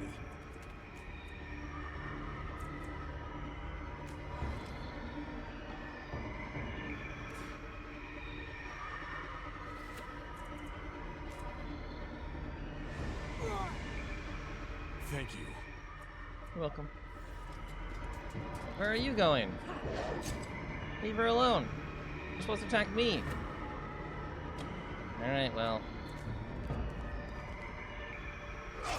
Guess we're attacking you.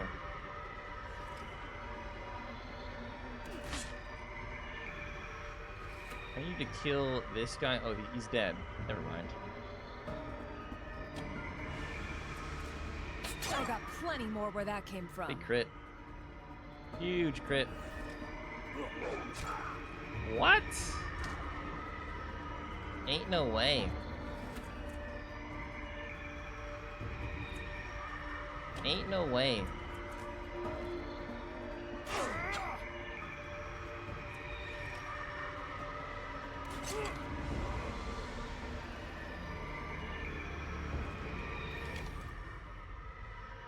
Of course. Let's do this.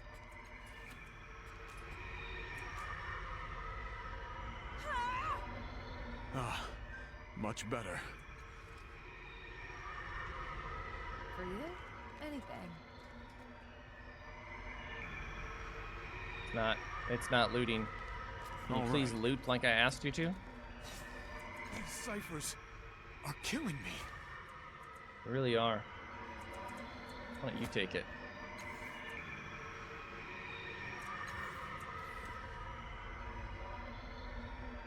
Of course. Yeah, I like how bugged this guy's standing against the wall because he got pushed into the wall. Save. I'm ready. Find a way in. Was apparently just clicking on the door.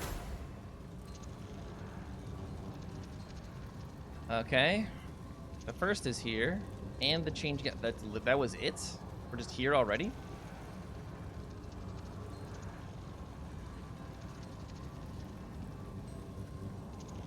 Save.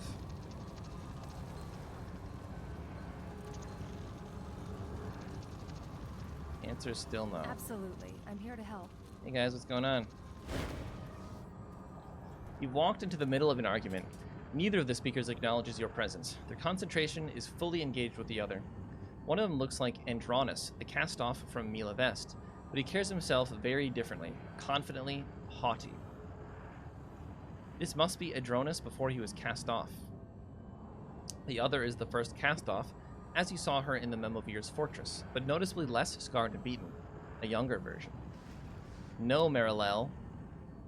I gave you my reasons, and I have had enough of explaining myself to you. I've aided you in your researches, uncovered secrets of the times you never knew, would never have figured on your own. I'm twice the thinker you are. You are an accident. I won't deny the advantages your awareness provide, but do not deign to suggest we're anything like equals. Say nothing. You are a part of me that's forgotten itself. You'll see. When I get you back, all of you, and restore my daughter, then everything will be clear. You'll have that new body, mine. Right now, Marilel, you're interrupting me. You're distracting me from my work. The Changing God has a daughter. You'll have that new body. What? They call you a god, but your divinity is a joke. They lied to me. You never intended to get me a new body, did you? You were going to let me help you as long as you needed, and then you were going to cast me aside, just like you cast my body aside when you were done with it. And for what? I'm confused. So you've already been cast aside once before? You have a daughter? You have a daughter right here. The one you're talking about has been dead for centuries. But I am flesh and blood. I'm alive and begging for your help to stay that way. So the cast-off had a daughter and then she died. Was he like trying to bring his daughter back? You're not my daughter. You're a creation. You're a shell. Do you feel shame when you discard your old clothes? Do you feel pity when a doll burns? I feel as much connection to you as I do that mask. I don't hate you, Marilel. I don't despise you. But you need to look at this from my perspective. All this equipment, all the cast-offs, they're all just byproducts of what I began long ago. I must finish what I started. How will you finish what you started? Sorrow hunts us because of what you've done. I know that, gods. The sorrow is an unfortunate byproduct of my work. You know that, so my solution is simple. I'm going to find a way to bring you all back into myself. My mind will be whole again, and whatever evil the sorrow thinks I've done will be put to rest. It will leave us alone forever. Not us, you. If you suck us into your head, we will no longer exist. I won't let you. We will find another way. How? How will you find a solution that has eluded me? By definition, you cannot.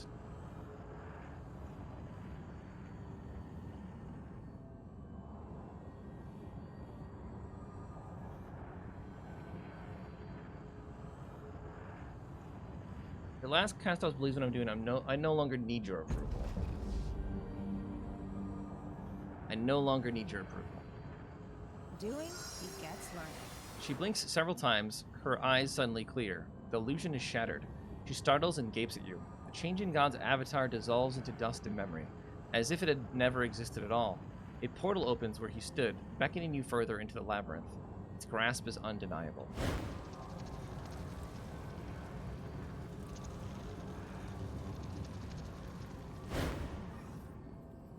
Why did you choose to save me from that? I said what I thought was the truth. Is that so? Doesn't matter, nothing has changed. Thank you.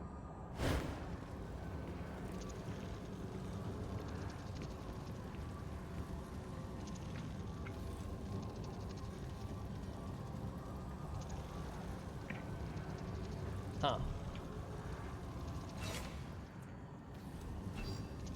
Changing God's machine.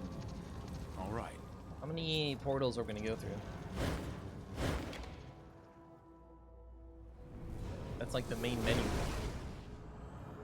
Is this the final boss fight we're in? There's the chamber, right?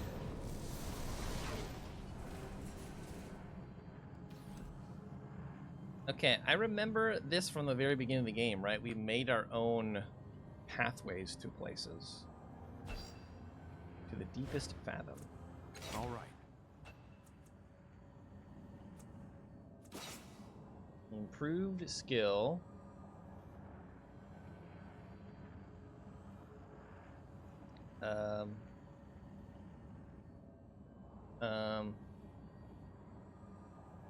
Persuasion. Remember it. What do you need? More stats for you? I don't know. One of these and one of these, I guess?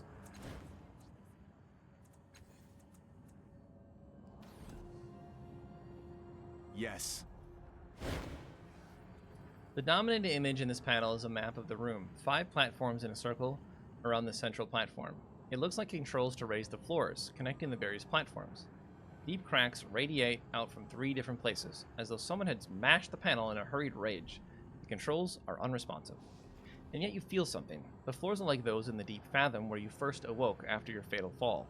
The platforms, as well as this control panel, are mental constructs like everything else here. They should respond to your will if you just exert it. Command them to rise.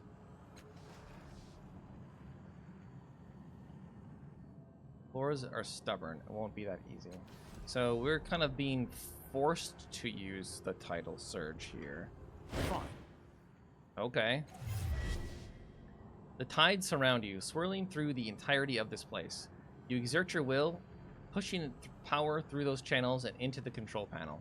Even as you watch, the glass reshapes itself, the cracks healing as though they were never there. The hum and a chitter, the controls come to life.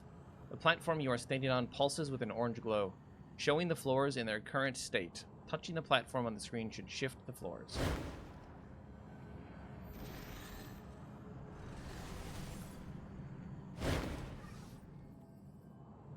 A familiar voice echoes from the depths below. You're still here then. I'd hoped the labyrinth would trap your mind as well, but apparently I made your body too well. But you don't have enough power to stop me. You're practically alone in a place I created for you. It's the height of arrogance, you know that? You have no hope of surviving this. Go ahead, solve your puzzles. It won't matter. In a little while, you'll have nothing more than a whiff of nostalgia. You'll be nothing more than a whiff of nostalgia in my mind. All right. Okay.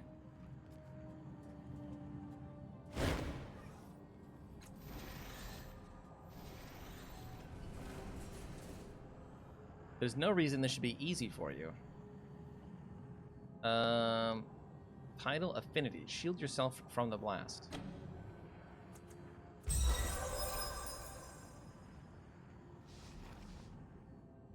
You are unharmed. Okay. Of course.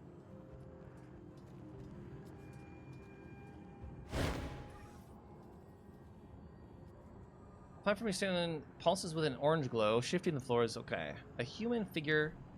Yeah, push that one, I guess. Every panel in this room glows. What? Shield yourself from the blast.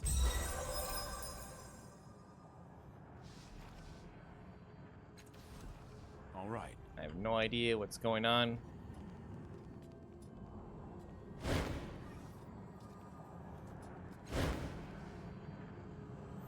Am I supposed to go to that?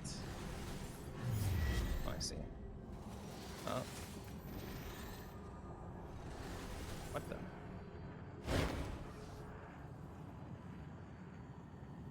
You aren't able to connect them, but not to the exit. All right, here we go. I mean, when it says left, what direction does Fine. left mean?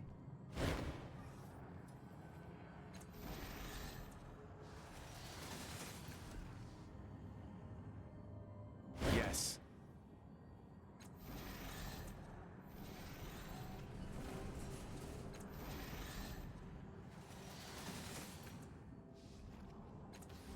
For you, anything. Is this a puzzle that I'm just too dumb to understand? I don't get it.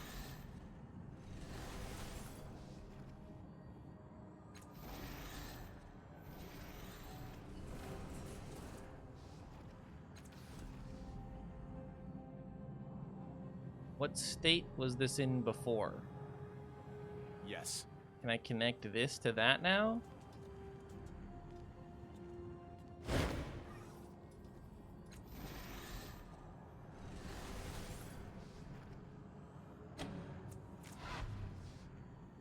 Yeah, we got hit. That's fine. That's nothing.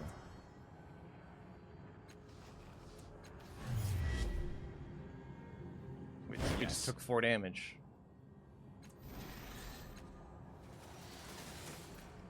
I'm so confused. What are we supposed to do here? Go. Is something supposed to appear with this human? I don't understand the human image thing.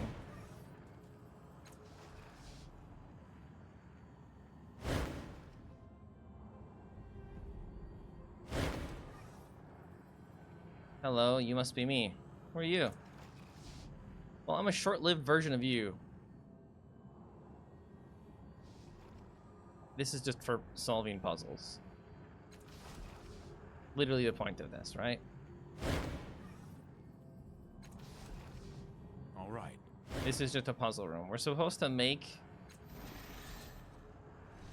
So we go over here, All right. leaving you... You're dead now. Okay, so... I would have to, like... make you... Come on. Go push this button.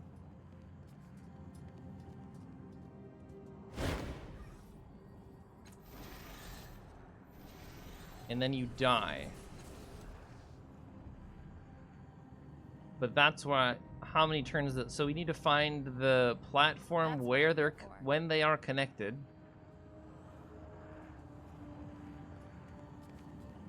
I'm ready. And in the same turn, I mean, I guess we'll just brute force this. That's fine.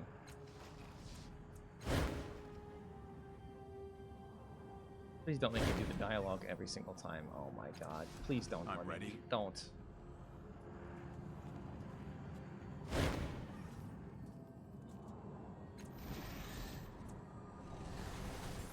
Okay, so you're dead now. So Yes. if we make one here,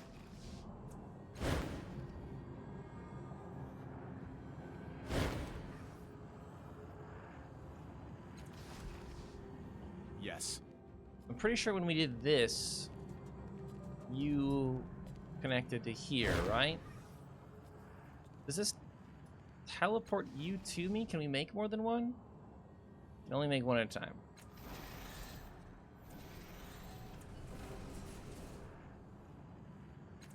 I don't get it. If they only last for that one turn, my assumption was it needed to be alive in the same turn you made this thing, but they all only last one turn. All right.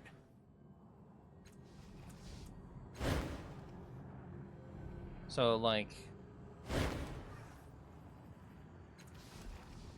On it. you could never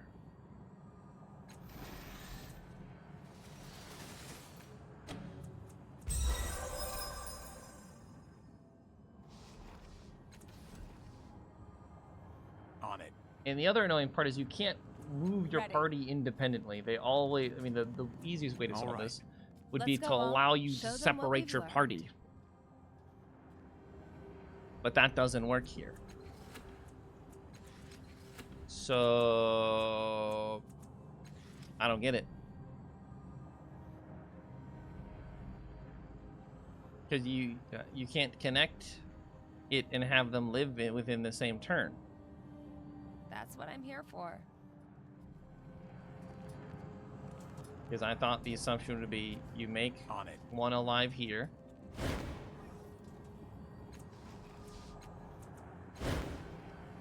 And then when you connect...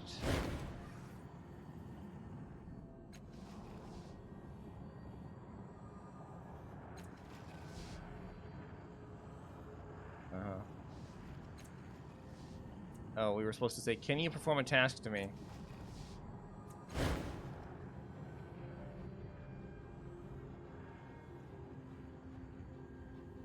Apparently we didn't read enough. Fine.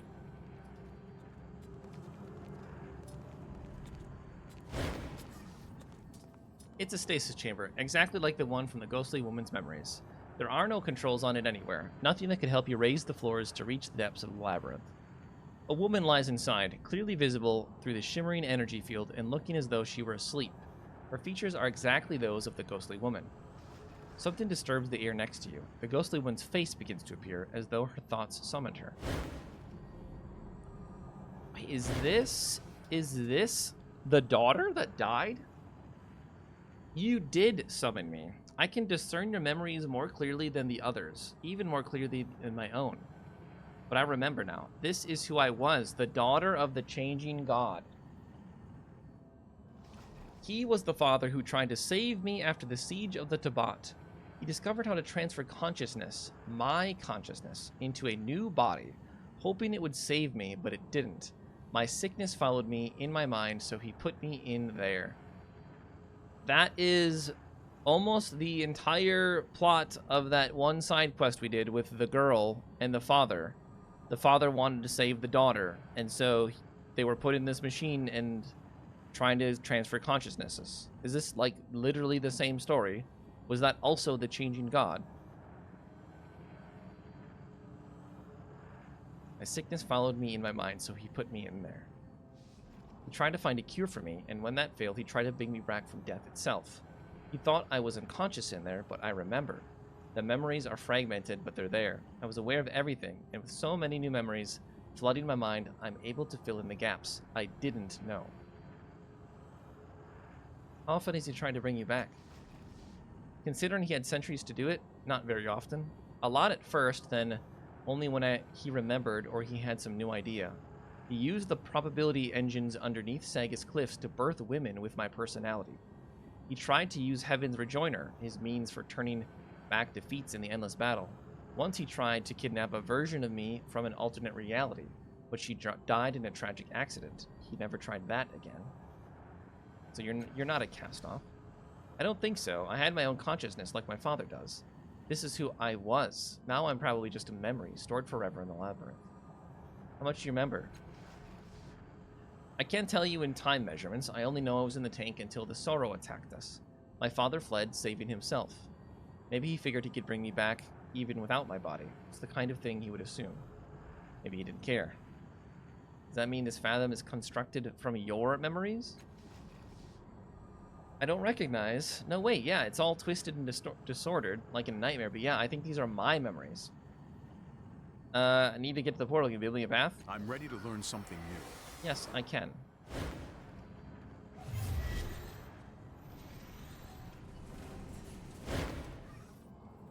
Go, stop him. He's harmed more lives than anyone can count.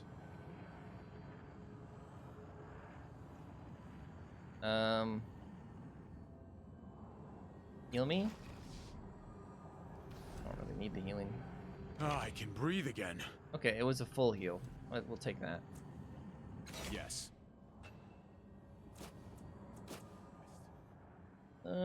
Drink to the dredges. Max effort +1 on attacks. 30% crit chance. Oh, that's pretty good.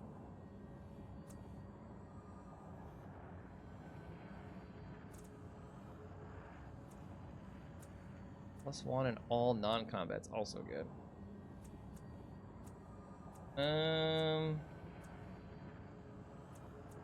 Let's just do more crit.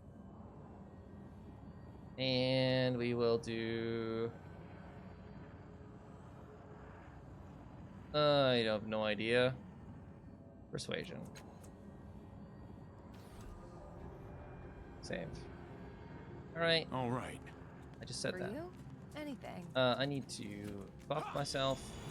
That's the stuff. Just what I needed.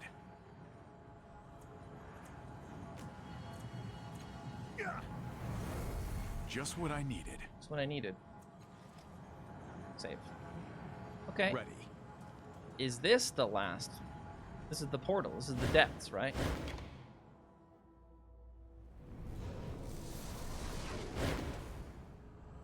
This is where we Updated my started the journal. game. The right to exist. Barred by a sturdy brass cage. Illuminador Mardador. Yes.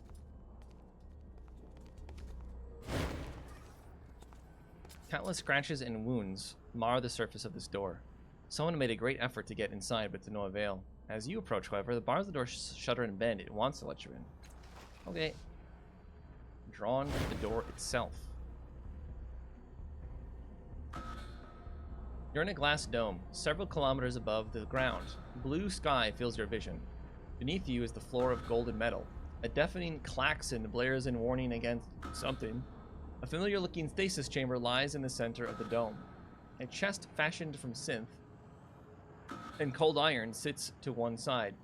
Behind the pod, a diamond hovers in the air, scattering prismatic light. A pedestal glows near your hand, a deep azure blue. There's nothing that seems to warrant the blaring klaxons, yet you know the alarm sounds for a reason. Look around the chamber. It's the ghostly woman's stasis chamber, the real one from which the labyrinth constructions were made. The changing god's daughter lies inside. Her skin is pale and there are dark circles around her eyes. Her chest rises and falls as though she were sleeping soundly. This laboratory, this body, must belong to the changing god. Investigate the diamond? As soon as you approach the diamond, the top of it blooms open. An illusory globe appears within. Words and images spread across its surface. Welcome back. Please state your query. Alarm. There are no match entries. Please state. Escape.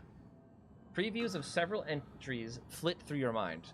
There are scores of results, and you can't figure out how they're organized, nor how to quickly ascertain whether an entry will be useful to you or not. It takes some time to sift through them for something useful. You'll have to be careful what you spend time researching. Finally, you find one that's what you're looking for, a male voice. The voice of the body you are wearing speaks in your mind.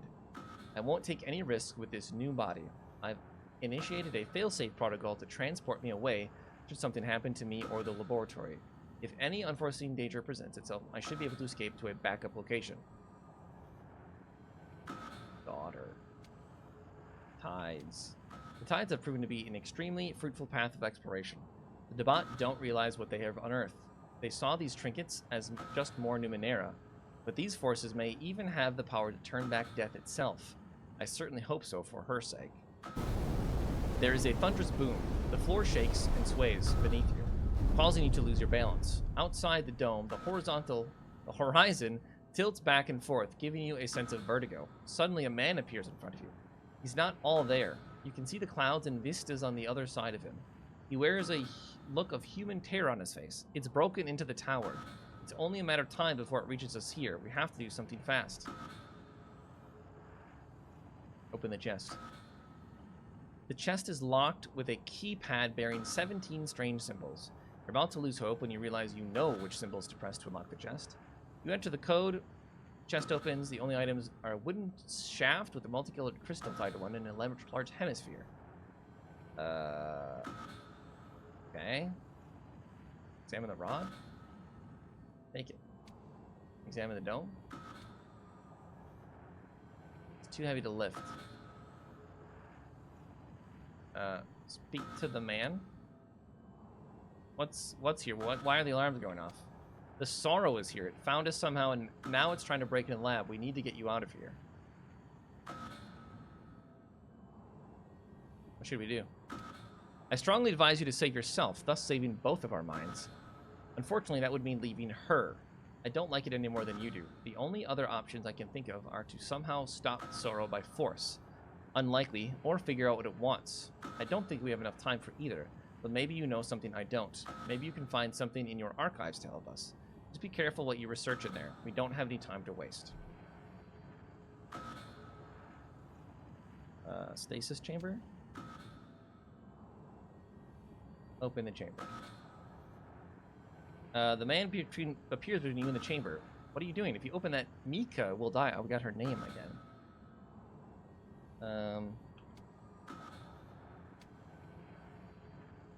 Escape to the backup location. Doesn't help me. Domination rod. Wall projector. The panel was not easy to find. There are no visible seams anywhere, but it's easy to open once you know it's there. As soon as I find it, I had the trans-dimensional wall projector moved to the new laboratory. I don't know what exactly destroyed the old location, but I know that it was trans-dimensional in nature. The projector should create a barrier large enough to surround the entire dome, in case whatever it was hunting comes again. Suddenly, there's a tremendous popping sound. The air sizzles, causing every hair to stand on end and your entire body to tingle dangerously. It shattered the electrostatic shield. If it breaks through the plasma window, we're done for. What's your plan? Go back to the diamond. Mika. Mika's condition is not improved after the consciousness transfer. If anything, it has worsened. I've traced the cause to the weapon I retrieved from the Tabat after their failed siege of Sagas Cliffs, but damned if I know how to undo its effects.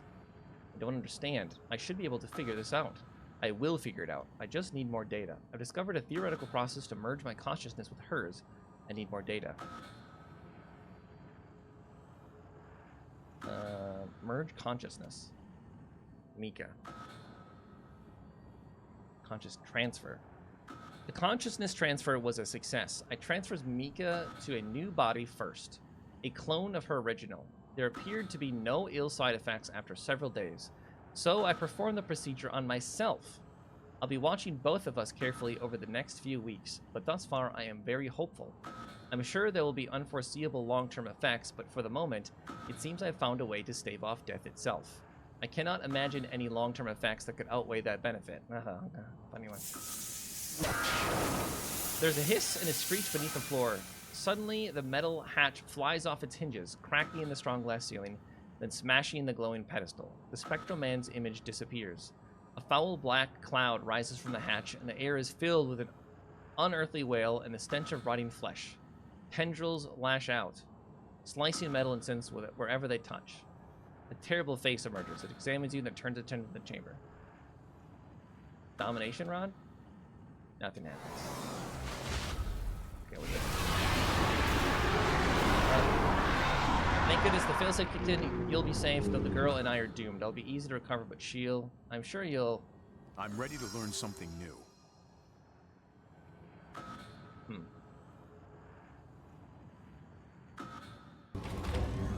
Error.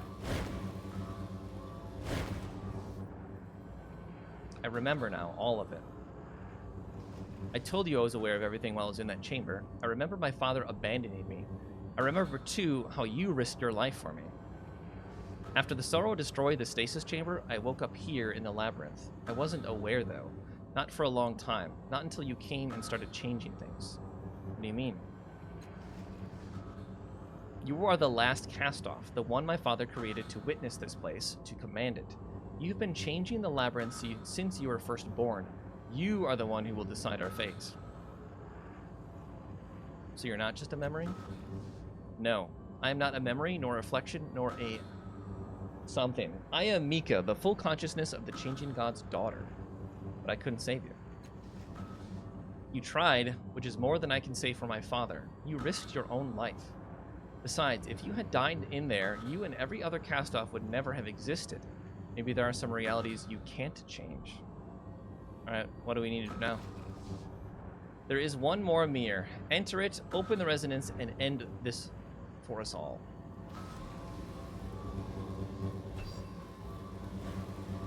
Okay. For you? Anything. We leveled again. Here. The game really wants to make sure you're leveled up for this.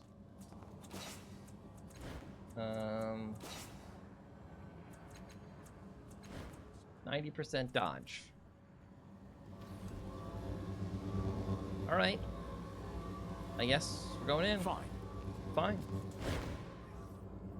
The light around the door's frame dims and flares like a roaring fire in a high wind. As you approach, the bars of the door shudder and bend. It wants to let you in.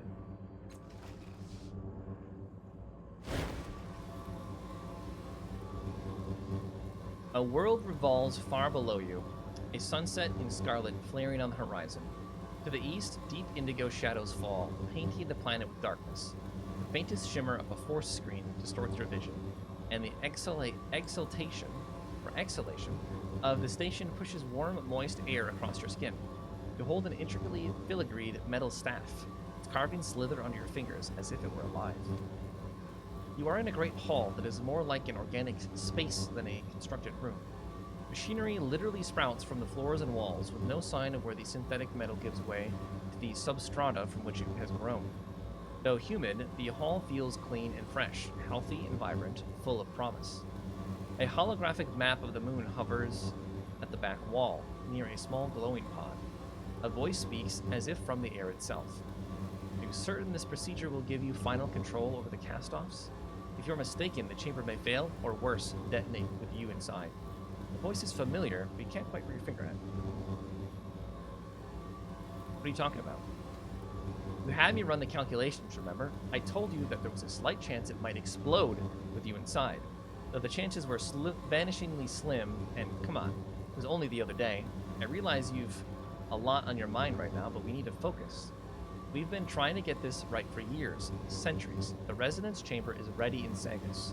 We need to make sure this body will work as a catalyst. If something happens down there, I'll signal you to move to the next vessel. If you don't get out in time, well, you got me. Let's hear it for redundancy. For now, just settle into the pod, and we'll make sure this body will work for us. So this is literally right before he jumped to our body.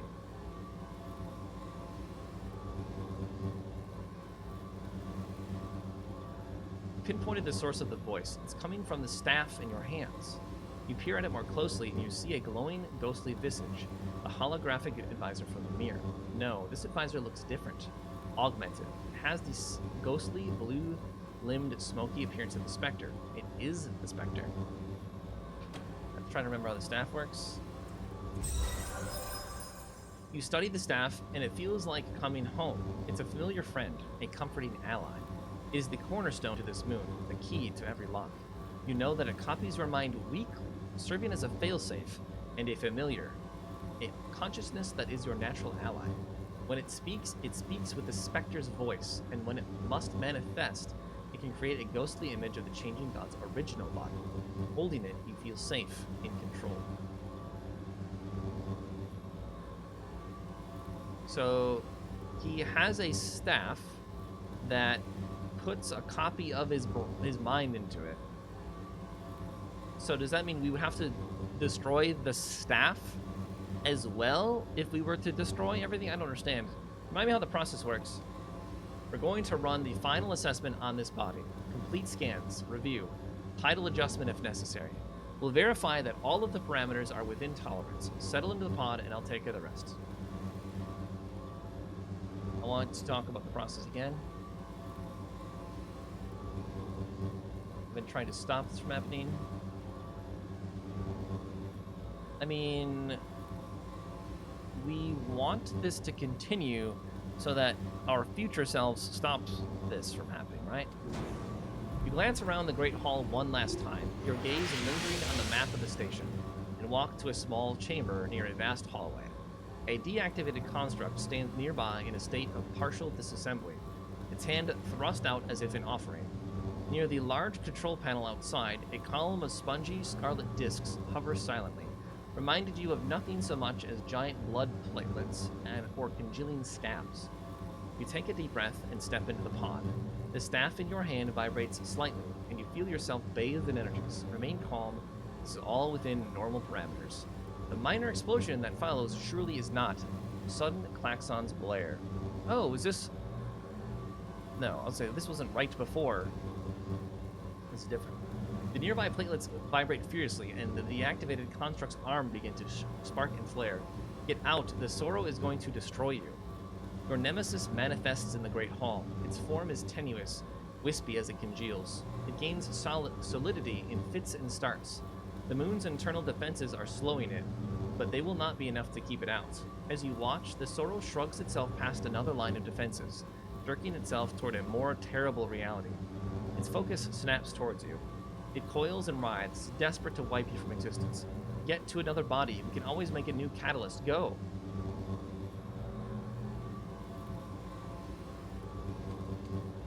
Study the map to find the way to the escape pod.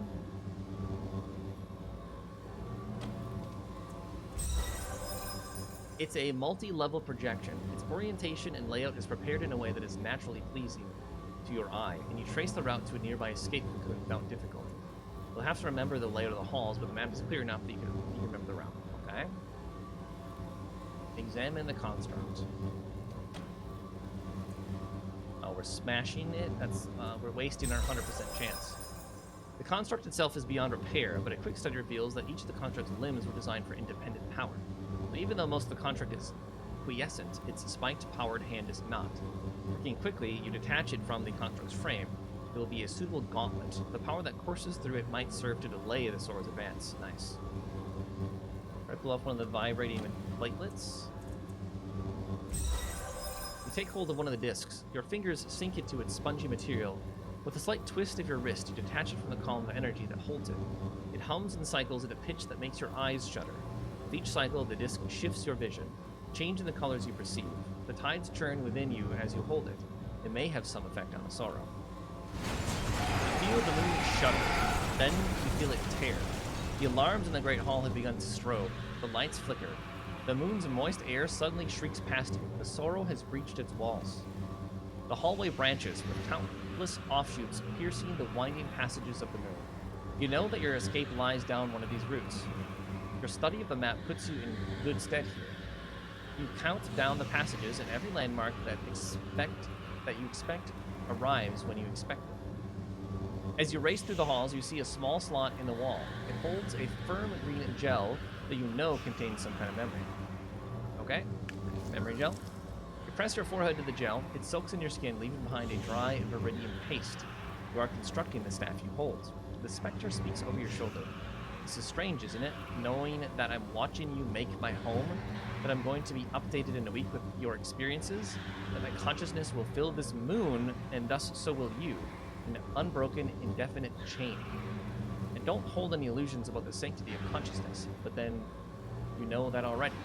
This conversation is turning us into a solipsist. We've been called worse. So he tried to transfer his consciousness into the moon? Is that what I'm hearing? And that's why the moon was destroyed by the Sorrow? Because the Sorrow saw this? Hey. You pound into the bay. The door is shutting behind you. Your breath comes hot in your chest. You double over to catch your breath. Several cocoons are arrayed along the outer wall.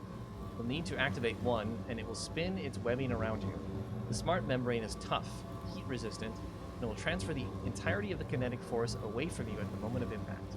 You see an injection of some sort, but it's across the bay. You might not have time to reach it. The Sorrow tears apart the wall in a fury of light and tidal energy. The flickering energies inside its hood betray no emotion except hunger. It is inexorable. The most you can hope to do is slow it.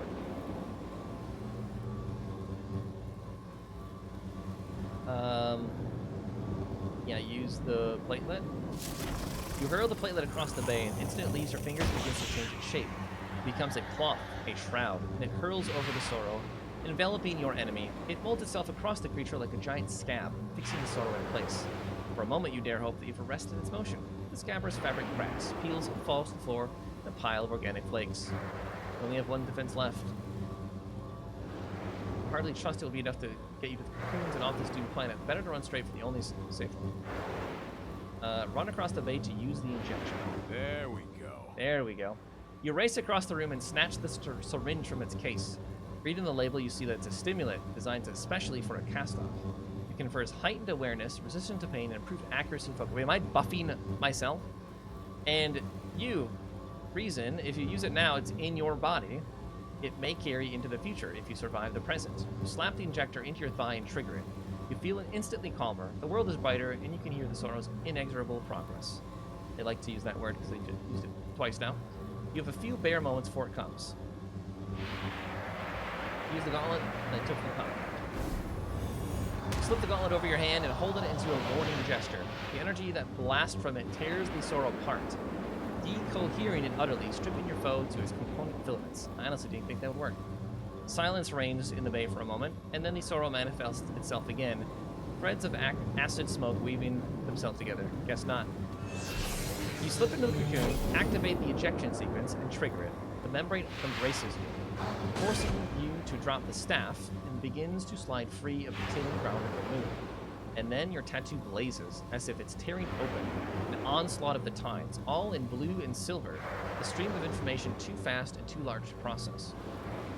A mighty blast buffets the cocoon, and you feel one of these sorrow's inky tendrils caress your cheek and burn into your mind, searing away knowledge and memory even as you tumble toward the earth. Amidst unspeakable pain, you feel something new coming from within you, but you lose consciousness before you can identify what it is.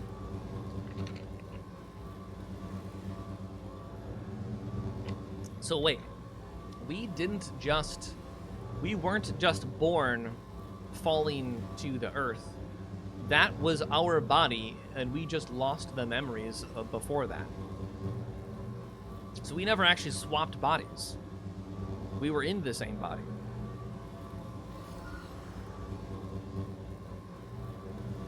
So we got the buff. Error.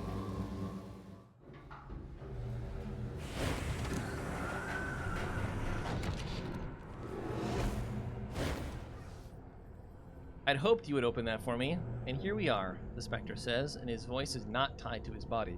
It pours from the walls around you, from the shifting floor beneath your feet. It's time for some hard truths, child. Before he can finish, the air twists in the room, an explosion of light, and a scarred figure steps out of it.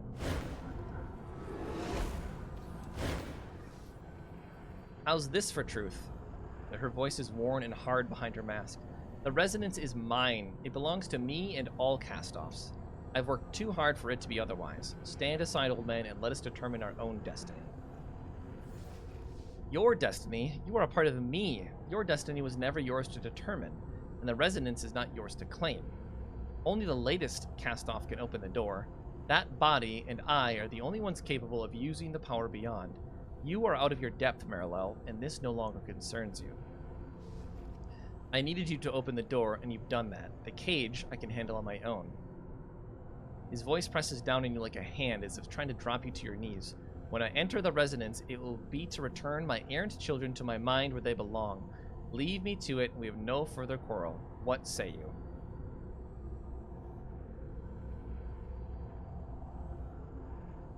You'd think someone who calls himself the Changing God would learn from his mistakes. Irritation flashes across his translucent face. I'm not here to debate who I am or what I've done. I'm here to claim what's mine. The ground rumbles menacingly beneath your feet. And what is that exactly? He looks at the ghostly form of the Changing God's daughter, as if noticing her for the first time. His surprise is a brief, chill wind whipping across the darkness between you. You're her ghost, the one that haunts me.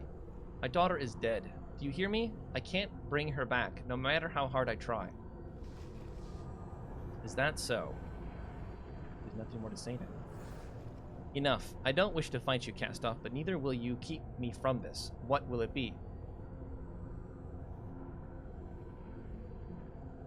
She is your daughter. She told me so. No, she's not real. I want her to be, but wanting doesn't change anything. My daughter is dead. Now, will you let me enter the resonance peacefully, or must I force my way in?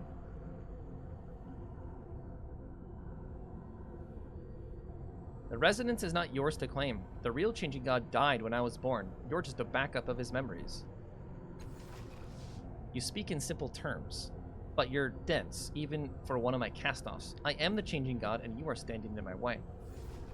If you are truly this Changing God, then this woman, says pointing to the daughter, even if this woman were just a memory, she should recognize you as her father, don't you think?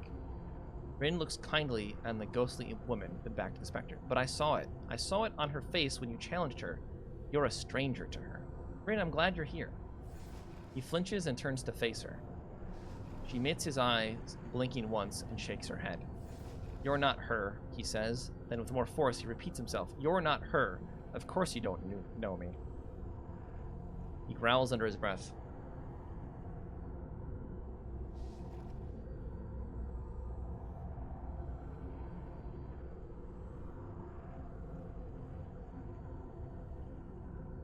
I remember speaking to you on the moon. You're not the Changing God. You're an assistant. An update. And I said the conversation was turning us into a solipsist. And we've said we've been called the worst. We also said that we hold no illusions about the sanctity of consciousness. That remains true. Consciousness needs to be continuous. You're just a copy, bro. I know who I am. This is foolish. Enough of this. You're right. At first I convinced myself I wasn't whole anymore, that something had broken in me or been left behind. But it makes sense. I'm not him. I'm close as anyone, but the changing god is dead. I'm ready to learn something new. He lets his hand fall, bit by bit. He begins fading away. You did it. He's gone. You've accomplished something I could never achieve. I suppose I owe you my gratitude. So I'm kind of confused. Is me, the player character in this video game, actually the changing god, but without all of the consciousness memories part? Because that was taken away. So I actually was the changing god the whole time, and the Spectre was just the backup. He was the backup copy. Hey, it looks like you've got this, and You're leaving? Okay. I can't stay. I'm sorry, but I can't. I'm glad I got to see you one more time, though. Why can't you stay? They couldn't have like done any more voice acting. They just did one voice line for like every paragraph, every chapter or whatever. I wasn't just sitting around waiting to rescue you. I was actually in the middle of something. Anyway, this is your world, not mine. Will we ever meet again? I hope so. Keep Teria on you. Maybe if you need me. Well, he called me once, didn't he? Even if he doesn't, he'll always be with me. I wouldn't be who I am without you. Suddenly she lunges forward and throws her arms around you. It's amazing how tall she is, taller than you even. She kisses you on the cheek. When she pulls back and smiles, her tears are barely noticeable. Farewell, my friend. My home and hearth and bread are forever yours.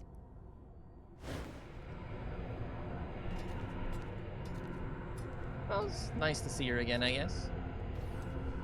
Weird just to interrupt this conversation with, that. Alright, do you guys have anything else to say?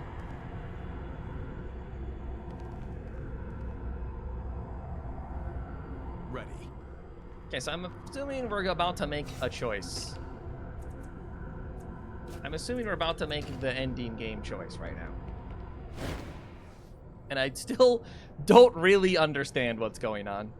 Pulsing waves of heat roll down the stairs, and you hear a low, continuous whirring that's somewhere between a sigh and a melody. The door is singing, as though welcoming you back. Even in this low light, the wheel at the bottom of the door fairly glows. You feel your palms tingle at the sight of it. Something clicks in your mind, and the door answers. Hidden gears spin behind the cage. The door is opening for you, and you alone.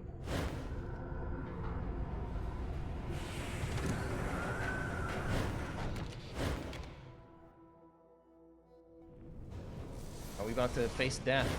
Yeah. The sorrow is here in its full power, wearing the unquiet psyches of its victims like a tattered cloak. Filaments of light and energy leak from it, strange colors that correspond to no tides you know. Its tendrils flutter and flap in an unseen breeze. You come before me at last, yet we have met so many times before. Its voice is a hissing multitude. One voice stands atop the rest, a woman's voice, soft and deep. It gives me no pleasure to meet you in this place, but you and your kind have left me no choice. Every body your sire creates abuses those forces you call the tides. They draw energy from those around them. In doing so, you weaken the seals and energy you do not comprehend. You increase the amount of suffering in the world. Every attempt at mitigating that damage has failed. Every step results in misery. You are the first in millennia to hear me speak in an embodied language. You are persistent, tenacious, and durable. And so perhaps words will suffice where destruction has failed. It is time to bring this experiment in immortality to a close. How have the tides increased suffering? I mean, I know why. Let's hear it, though. The tides themselves do not cause suffering, rather the abuse of them in your bodies. Your kind has wrought torment on the world in the name of endless life. You bring pain, large and small, deliberate and inadvertent. Without you, the endless battle would never have raged. Without you, the children of the Endless Gate would not have terrorized the world.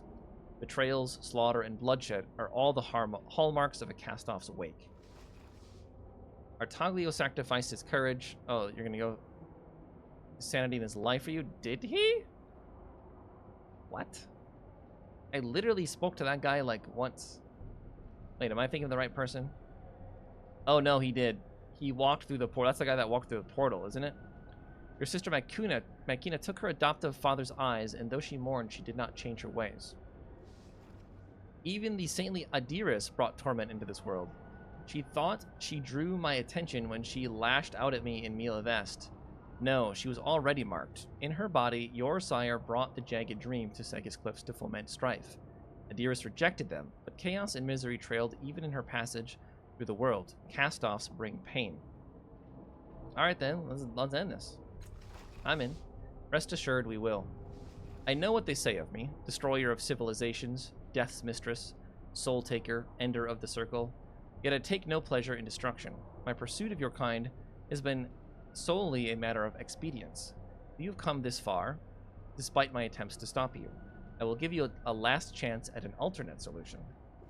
When Adiris asked you what one life matters, you replied that each life is important, a world of potential. We shall see if you stand by those words. What is this place? This place is the central chamber of your collective mind space. It is the resonance. The true expression of your resonance chamber was but a shadow. In this place, you touch the knowledge and strength of every cast-off ever created. Why are you here?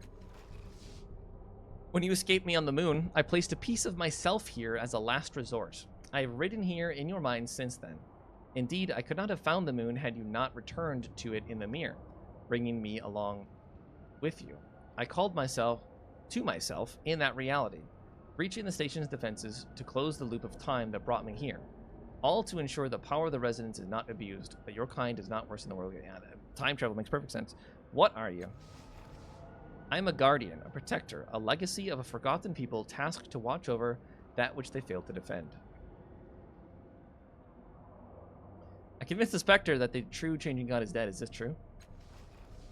It is late to speak of truths and identities. The one you called the Spectre was the embodiment of the changing god's life and memories. When you convinced him he was dead, that became true enough. All that remains of the changing god, all that he is and was, is here, now, in the labyrinth. Adiris said she never used a tidal surge. How did she abuse the tides? The surges are one manifestation of that suffering, but your kind draw and distort the energy of the tides at a level you cannot understand. Her passage left lovers squabbling, children crying, and conflicts escalated that might have been avoided. Though she suspected this truth and sought the shelter of the Mila Vest, even she has been the author of invisible miseries. Every one of you is the same. So no matter what, the existence of cast-offs is bad. I kind of agreed with that, as I stated before. So what happens now? It's up to you. The question is, with what purpose have you come?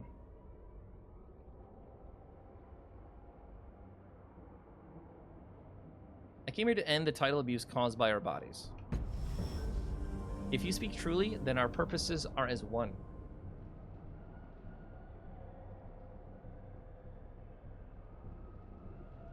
My sire believed that subsuming all the cast-offs into himself would stop you from hunting us. Is that true? Perhaps, for a time, if he could resist making no further cast-offs, but I have trailed him across the centuries, and I know that he could not resist. The lure of new experience is too strong for him to resist. He would awaken me again and again.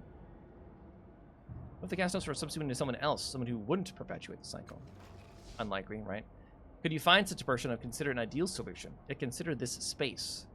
This is a space too large for any mortal mind. Even one fractured through reality cannot hold it all. Only someone who already attuned to the labyrinth might successfully contain your minds. Only one of your kind. You said someone attuned to the labyrinth could contain the minds of the cast. Does that include Mika, the daughter? She has no body, but if you were to allow her to rise to the surface of your mind, to take your body, then it would be possible for her to absorb these experiences. Though I do not know if it would cure the illness that spurred her father's experiments.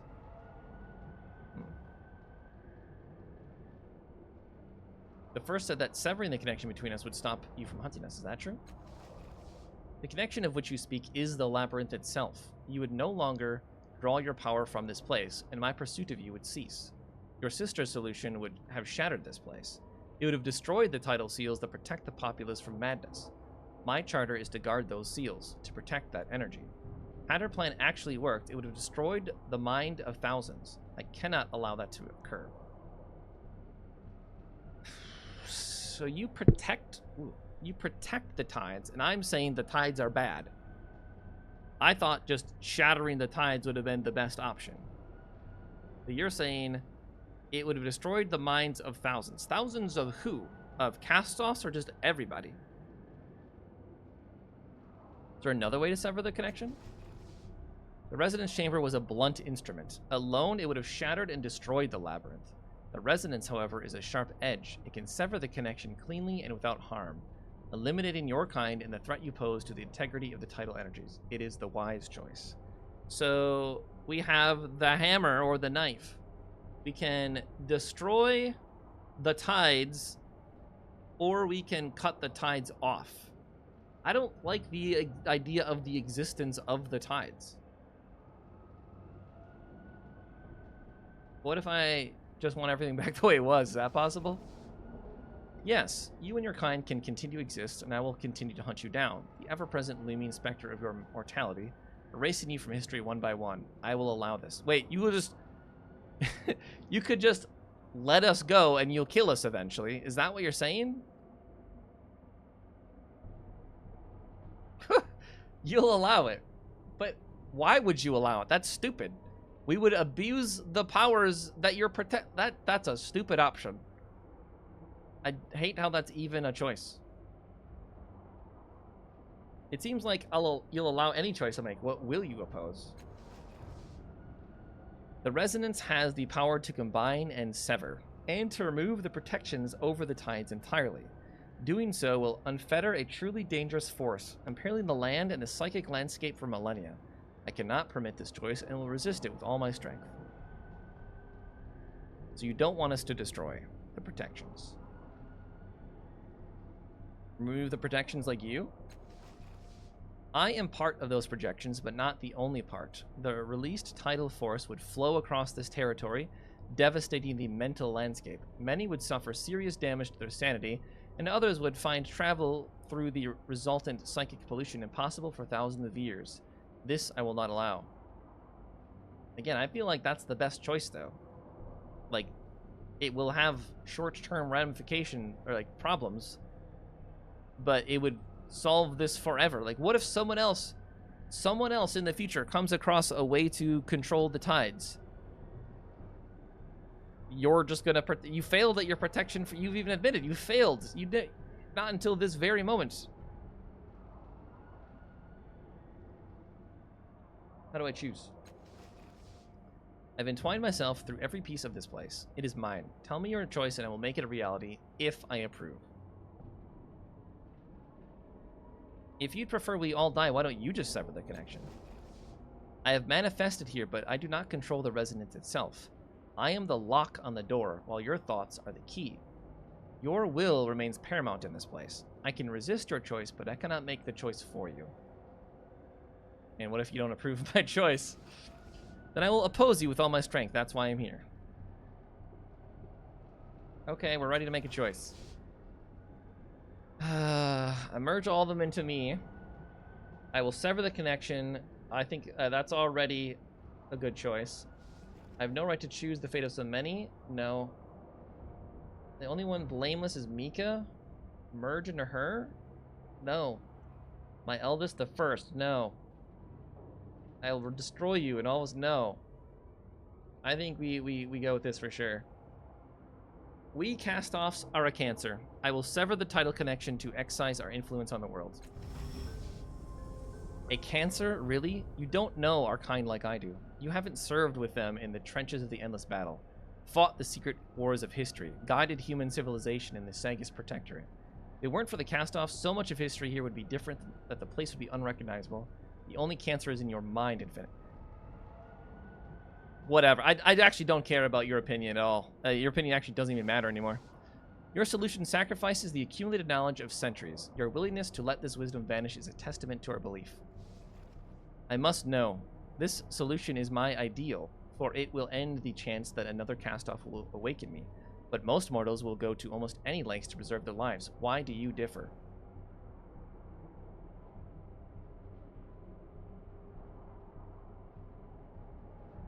What you said earlier, that we trail misery in our wake, supersedes those concerns. We leave too much pain in this world to justify continuing.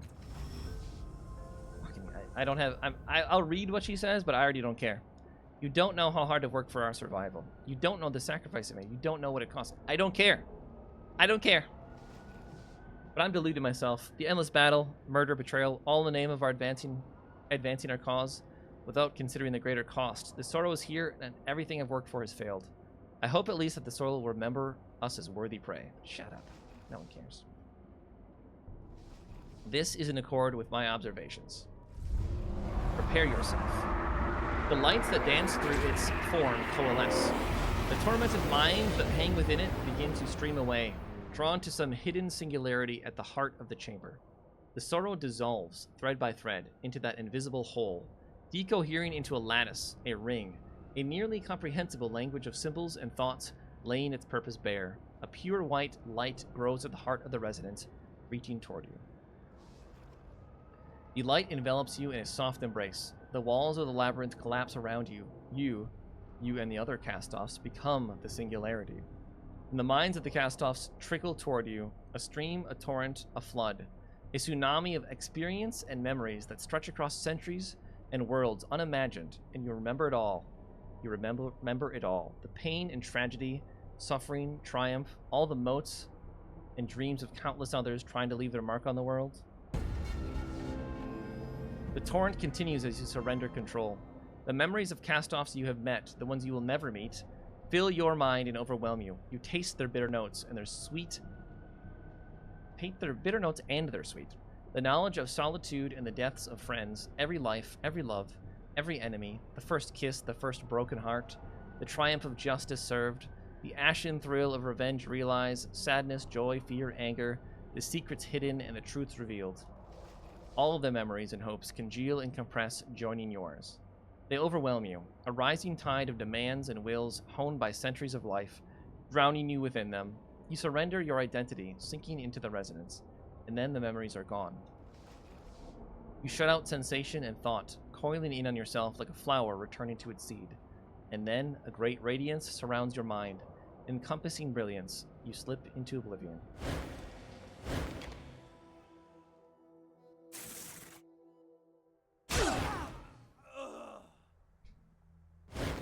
Is that necessary? Detritus and ruin litter the courtyard of the Memovir's fortress. The first is gone, along with all her allies. So too is the last cast-off, vanished utterly, erased from existence. Then why is this... Who is the narrator speaking to? Nothing else remains but the soft sighing of the wind. After a short time, even that subsides. What was the point of that? Okay, we're in the end credits. Well, not the credits, but like all of the things. I don't know. I remember when we beat Pathfinder Wrath of the Righteous. This was like 40 minutes or something. It was an insane ending. We'll see how long this goes. We have a lot to read, I'm guessing. The absence of the cast-offs changed the Ninth World, sometimes for the better, often for the worst. But the cast-offs were powerful, and seats of power do not remain empty or uncontested for long. You were remembered for your wisdom and selflessness. For many years to come, tales of your life inspired healers to know themselves, to better themselves, and to make the world a better place. Aligern sought his friend Orth, but never found him. In his despair, he journeyed west, through Augur Kala and into the Steadfast. None could provide him the answers he sought, and he became a dead-eyed mercenary, earning his living tattooed with abandon. He was a haunted man. He never knew what became of his family, and he never stopped looking. On the day of his death, the tattoos he bore screamed aloud and disappeared. I still don't know how we could have possibly... Is the game... Oh, God. It doesn't pause? What became of Callista, no one knows. Some say she wandered into the deserts around Sagas. Others say she was found dead on the streets shortly after the most recent Gloomquake. And others still say she wanders the known world, seeking something forever beyond reach. I can't pause? It's just going to manually go? I hate this. Tibur returned to Sagas Cliffs, bowed beneath the weight of his guilt and the loss of his lover, Alvian. Bereft of any greater purpose, he dedicated himself to the myriad of schemes that had once sustained him. But they no longer did. Desperate to forget his failures, he buried himself in pleasure and took dangerous and despicable jobs to support his extravagant life. I don't actually care about him at all. In fact, I don't think I'm going to read aloud any of these endings. I'll read them to myself. In fact, why don't you read them as well? And I'll just wait for the end credits. How about that? Because I want to yap, but I don't want to yap through this. So we'll be back when this is over.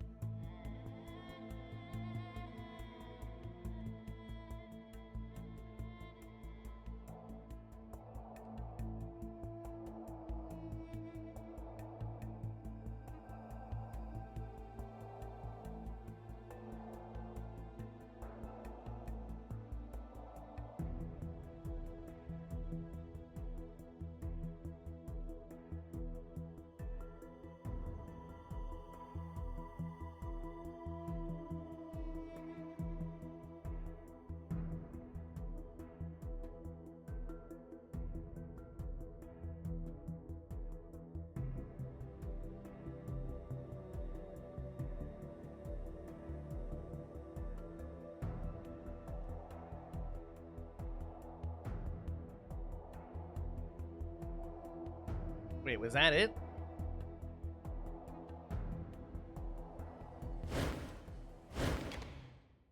Was that it?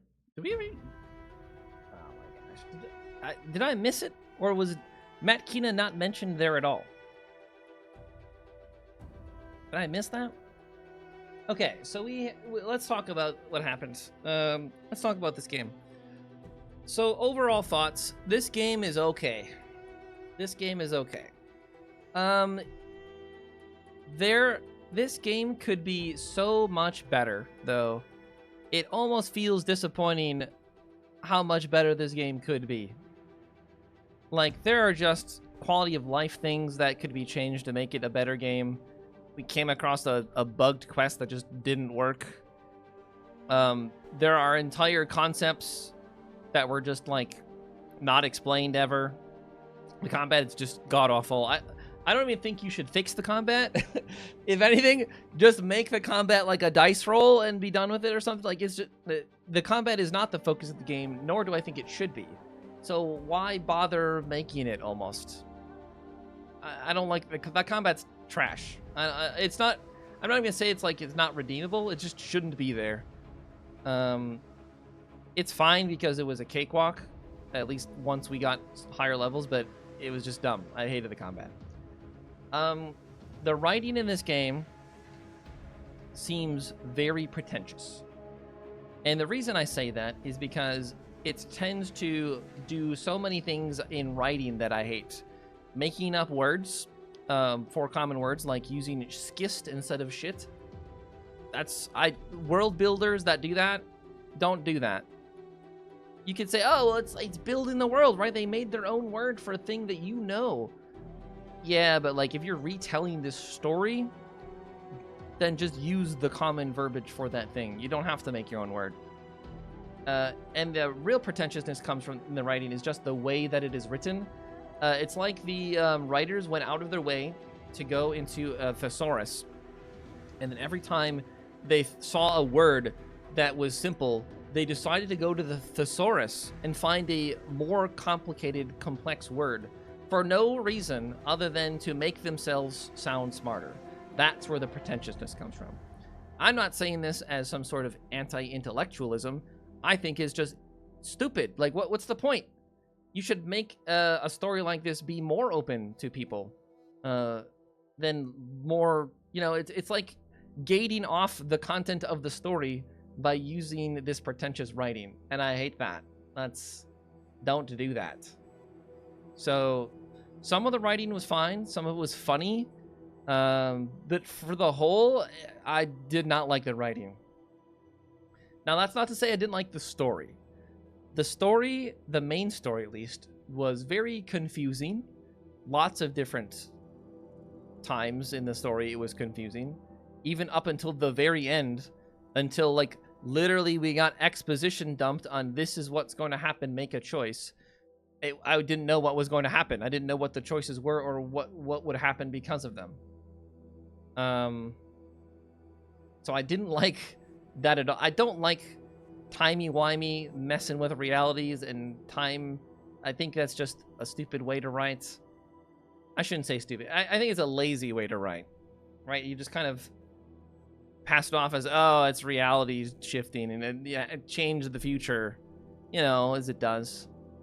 If I understand correctly, because I looked this up like last week or something, that this world building was an existing world that this game basically planted itself into, and this is just a small portion of that whole world, which, you know, I guess the world itself is kind of interesting. You know, a world that has been ended 8 other times, right? This is the 9th world. I think that's kind of interesting, finding these Numenera from ages past and not understanding what they do, but some of them are just insanely powerful, but you don't understand how they work. I think that concept is kind of interesting. I think the concept of the bloom actually itself is actually very interesting to me. A living biological thing that you go inside of and can interact with and talk, and people live inside of this thing. I think that's actually a really cool kind of concept. I almost wish they would have explored that more, but it was already taking up a large portion of the game.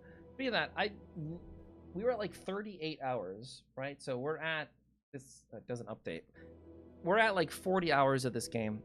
For 40 hours, I won't say it dragged on too long, but like certain parts of this game definitely felt longer than maybe they should have or could have. I don't know. Like, there was side quest, and I didn't have to do them all, and I didn't do them all. But I'm curious to see how many people actually go back and play this game again. I feel like there probably is a lot of replayability, like different choices that you make will have impact later in the game, specifically around the companions you choose. They all seem to have some kind of side quests. But the fact that I could never go back and get another one, like in other CRPGs maybe, you would have a group of companions and then just kind of sit in camp on the sidelines, right? And then you can swap them out. Or I can always go back, I can drop a party member, but then go back and find the other one. But once we left to the next zone, they were just gone. Our party was locked. We could never go back and get those people, which I really disliked. I wanted to get to know my companions, but instead I was locked into the ones that I had picked. So for replayability, okay, sure, you might want to go back and check out the new companions, but is that worth it? I feel like we didn't really, even the ones we had, it was kind of, okay, yeah, they have some personality, I guess, but there wasn't any, like, growth in the characters. Their stories that weren't, like, that appealing, I guess. I feel like if they wanted to, like, do more with that, they should have put more story into the companions and their stories rather than all these other fetch quests and stuff. I mean, I feel like I'm saying a lot of negativity, but that's not to say I didn't like this game. It was fine. It was a fine game. If you're a fan of these types of games, would I recommend it? I'd say, yeah, give it a shot. I mean, I don't think we spent that much money on this. You got it on sale for like $20 or less. It's probably less than that even. I'd say that's worth it for a 40 hours of experience. a lot of frustration, but in the end, I think the overall story was fine. Like it was worth doing. But again, the frustrating part is this game could be so much better. This game could be so much better. And I looked, and they apparently just released the game, made like a patch or two, and then never touched it again, which is really disappointing. Because if this game had some post launch love, I think this game could have been a lot better. So again, it's just that's the most disappointing part. I think I basically said everything I wanted to say. Yeah, I think that's kind of my final thoughts. So we'll just kind of leave it at that, shall we?